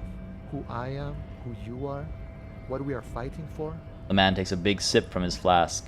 Who he is and what they're fighting for? Why are you This striking? is interesting. We're negotiating our share. Your share? Aye. He seems pleased with himself. Wait, so not wages or pensions or... This stuff. They already covered. However much you feed the wolf? No. That would be judging these guys. Shouldn't you be grateful? It's a lot more than most people here have, or at least you got the benefits. That's something. I feel like 2 is the most in keeping with where our head's at, so at least you got the benefits. That's something. It's not enough. Not enough to get ahead. More about keeping us in our place. Well, how large a share would you like? All of it. However, right now we want all the harbor workers to be on the company's board, so they could take part in the decision-making process. The boss man, Everard, what can you tell me about him? I think it's best you make up your own mind now that you've met him. In my eyes, he is a capable organizer and a decent businessman. Well, what does bossing the union entail anyway? I guess you kind of get to be the village chief. He oversees the harbor, makes deals with the owners or other relevant parties, watches out for his own. By that, you mean corruption? Yeah, a little bit. By heavens, why would he not be corrupt? We live in a harsh and disordered world, see? And in this world, the old man is corrupt for our benefit, and we know it. Appreciate it even.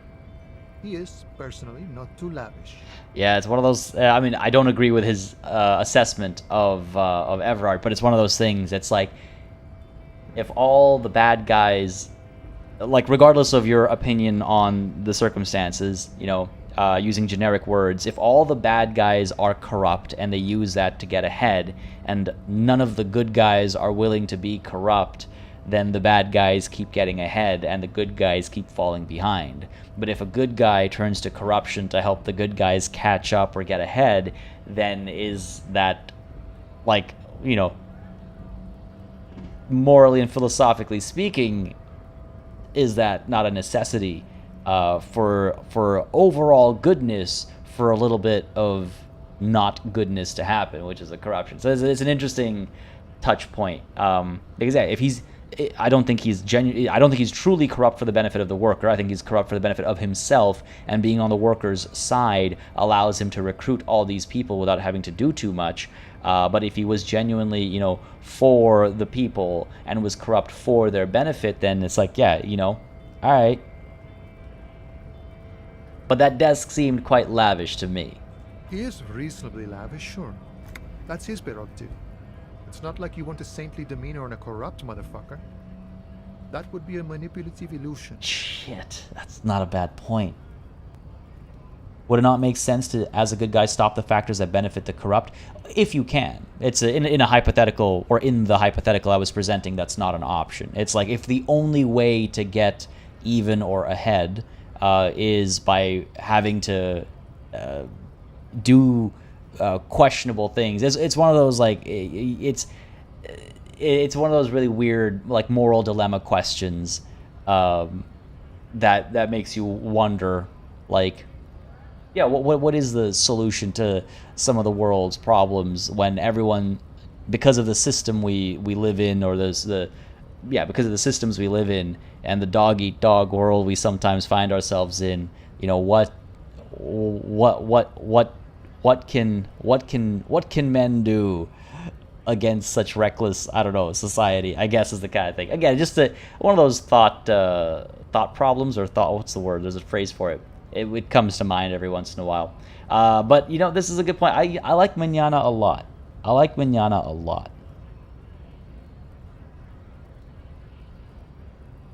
That would be a manipulative illusion. Yeah, you know, you've got a point. And yes, this game does go very deep. It's too real. It's a little too real at times. One still needs the power to get to the point where one can abolish corruption, and how can one get that power in a corrupt world? Exactly. That's the thought experiment. Thank you. And thought exercise. Yes, thank you. The word was escaping my mind there. But exactly, it's a very interesting. It's a very interesting thing to think about. Thought experiment. Yeah, Manana holds a lot of potential that today hasn't. That's beautiful, Esteban. Cross-language puns are some of my favorites. That is beautiful. Besides, there are no non-corrupt systems in the world anyway, and moralism is the most corrupt of them all. Not you would like to say. But then there's that weasel door. Jesus, that comes around full goddamn circle, doesn't it? Full circle. Got the picture. Let me ask you something else. Sure thing. Nah, it's been good talking to you. I gotta run. Oh my goodness, man. Full circle. What's this? We're getting reports of normal, reasonable, temperate, political opinions somewhere in Martinez. You must be mistaken. I'm a real radical. Of course, a radical centrist. In these bright and loud times, where 1,000 frequencies drown one another out, sober thinking is a radical act. It's time to become a citizen of the Kingdom of Conscience. Well, first, where is this Kingdom of Conscience? It is not a place. It is a moment in time that can only arise in the right circumstances. In all of human history, it's only been achieved a handful of times. Well, how do you bring about these circumstances? Incrementally.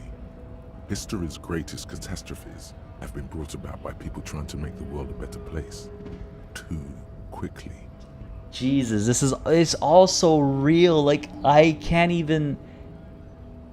Oh, God. This is a hot topic in Toronto, especially relatively recently. I won't get into it. But it's just, like, too real, this game sometimes, honestly. That's the genius of Dolores Day. She recognized that progress is meaningless if its gains are lost because of instability. Real, lasting change can only come about gradually, increment by increment. Oh my goodness. Oh my goodness. Oh my goodness. Oh my goodness. Oh my goodness. Oh, this game's goddamn fantastic. Yeah. It's my game of the year. Did it release this year? No. But it's my game of the year, you know what I mean? Ah, damn. Okay, but what's the Kingdom of Conscience actually like? The kingdom is difficult to comprehend, and even more difficult to describe. Partly because humanity will need to discard many of the categories that define and limit it today. The Kingdom of Conscience is post-capitalist, post-national. It's also post-industrial, post-ideological, and even post-sexual. Now, you know what? You lost me at that last bit. You lost me at that last bit. Everything else was pretty solid, but then you had to come in with the post-sexual. That seems fine. I still want to live for the present, or that sounds kind of terrible. I don't think I want to be a moralist anymore. I'm not super familiar with like moralism specifically, so I'm having a hard time deciding between the two here. I feel like option 2 is kind of middling.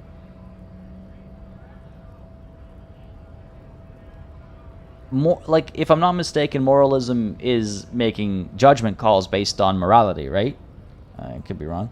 Anti-establishmentarianism. Yeah, that's what I want. Sounds kind of terrible. I don't think I want to be a moral somewhere. I think I'm going to go with 2. Living in the present sounds like the most, again, superstar vibe, right? And judging people, of course. What does post-sexual even mean? I mean, I assume it's talking about a world where... So, I mean, if it said post-sexuality, I would assume it meant something different, but it says post-sexual. So... I would assume it's a world where sex either becomes entirely frivolous or entirely functional, with no extra layers to it, is my guess. If I were to read into that, you know, post-capitalist, post-national, like all that makes sense. So extrapolating from that is where I'm going. Wait, which thought pop-up 6X Lord? I missed it. Moralism is essentially extreme centrism. Moralism is middle of the road, you don't pick a side. Oh, okay. There's no reason to not opt in other than RP. Yeah, that's basically what it is. It's all about, it's a roleplay decision, basically, at this point. Moralism is really just making moral judgments about others, but as a political term, it's more about judging everyone and realizing you aren't much better or worse. Okay. Yeah, that's a much better way to put it, Spindle. A world where sex doesn't matter. Yeah, it's like, it's not, I guess, put on a pedestal, for lack of a better word, or demonized or vilified or made a priority. It's the opposite of demonized. I forget. There's a word there. Shit, I don't know. I don't know which one of these. Yeah, I wanted to be anti-establishment. This is a lowercase m moralist though, so I don't know if it's like referring to the movement, you know what I mean? I'm gonna go with that seems fine. I still want to live for the present though, and further define ourselves further down the line, I think. Oh, I see what you mean, 6X Lord. Gotcha. I thought you meant there was a pop-up on screen that I missed. But that seems fine. I still want to live for the present though. I'm good. Don't want this this world of yours. What you want is immaterial. The kingdom of conscience is coming, whether you like it or not. Only very slowly. Incrementally. Oh, good stuff. Yeah, exactly. Living in the present seems like the most superstar thing to do. But on the topic of living in the present, folks, presently, we must actually think to the future when the next session will be, because this session is coming to an end right now. I managed to actually make it to that 3-hour mark, give or take a few minutes, but the next order of business is, of course, pondering what to do with that door. Do I want to open it? Do I want to lie and say I've opened it? Is that even an option? I have a lot to think about. It is the early afternoon. One thing that occurred to me is maybe I could wait until the evening and see if the person is home, and that way we could maybe warn them or let them know what's going on so they're not taken by a complete surprise, right? Like, that is an option as well. But that we'll have to figure out what we're going to do next time, folks. If you have any opinions, again, let me know. If you're watching the VOD and you have opinions, let me know in the comments, of course, as well. Very much we'll be reading them to see how people feel about the situation with regards to this door, which, yeah, we'll end the session next to, because that way we'll be able to kick things off right off the bat when the next session begins. Of course, folks, that is on Friday, next week, Friday at 10 a.m. Eastern, same time as always. And yeah, we'll see how it goes. Before that, of course, on Monday, we'll be back with Crusader Kings 3, back at 10 a.m. Eastern, as always, as well. Very excited for next session. We're making some really good progress there. But apart from that as well, of course, as always, I just want to give a huge shout out to today's super chatters. I say it all the time. It really does help support the channel, the streams. It just makes it all viable and possible. It makes such a big difference. So thank you so very, very, very much for that. And of course, no session is truly done without me saying, first of all, don't hesitate to hit that like button on your way out, of course, but also a massive thanks to all of the channel members and patrons who've been supporting the channel on a monthly basis. Again, y'all keep us alive and running smoothly. I'll have to update this list this weekend because we have a few new members whose names need to be added in as well, for sure. But yes, thank you so very much for the support month after month, year after year. For so many of you, it makes such a big difference. It's huge, so thank you so very much for it. And of course, a big old thanks to each and every one of you for watching. Like I say all the time, if it wasn't for each and every one of you, we wouldn't have streams, we wouldn't have videos, we wouldn't have a channel, because without you, there is no this. So thank you all so very much. I hope you all had a good time. Just as a reminder, we'll have a video releasing in about, let's say, 20 or 30 or so minutes, kicking off something new on the channel, which I think many of you will find I think you'll find it entertaining. I have a hard time complimenting my own work, so I have a hard time picking a word, but I think you'll enjoy it. It'll be releasing in about 20 to 30 minutes. Very excited to kick this new thing off on the channel. I've been waiting for it for a very long time, so hopefully if you have some more time to spare in your Fridays, then you'll be able to check it out, or perhaps over the weekend at some point in time. But very excited for that to drop again in about 20 or 30 or so minutes. So right around the corner, enough time to brew yourself a cup of tea or a cup of coffee, maybe grab some snacks and sit down for a good time. Thank you all for joining me today, though. Yeah, I can open the door and poke around a little bit. I can. There's definitely options. There's definitely options. Take a rest. Don't emulate your game character. Absolutely, AK Laser. Appreciate it. Good stream. The battle with the uncomfortable chair was great. That was funny as hell. That was really funny. I was really hoping we'd pull it off, you know. But hey, it is what it is. Dead Plant Mother, glad to hear it. Glad to see. I mean, so many of y'all so kind with your words about the streams. I'm glad to hear y'all are enjoying the streams. It really is wonderful to see. And Jimmy the Skip. Oh my, I thought I saw PS3 mentioned earlier, but I was like, no, it must have been a figment of my imagination. Hot damn. Good times today, though. It learned a lot about the world, learned a lot about ourselves, and had some good conversations about thought. Good times, folks. Have yourselves a wonderful rest of your Friday. Enjoy your weekends. I cannot wait to see you again on Monday with Crusader Kings 3, or perhaps, if not then in the comments of some of the videos releasing over the next handful of days, or, of course, perhaps back on Friday when we continue Disco Elysium. until I catch you, cheers.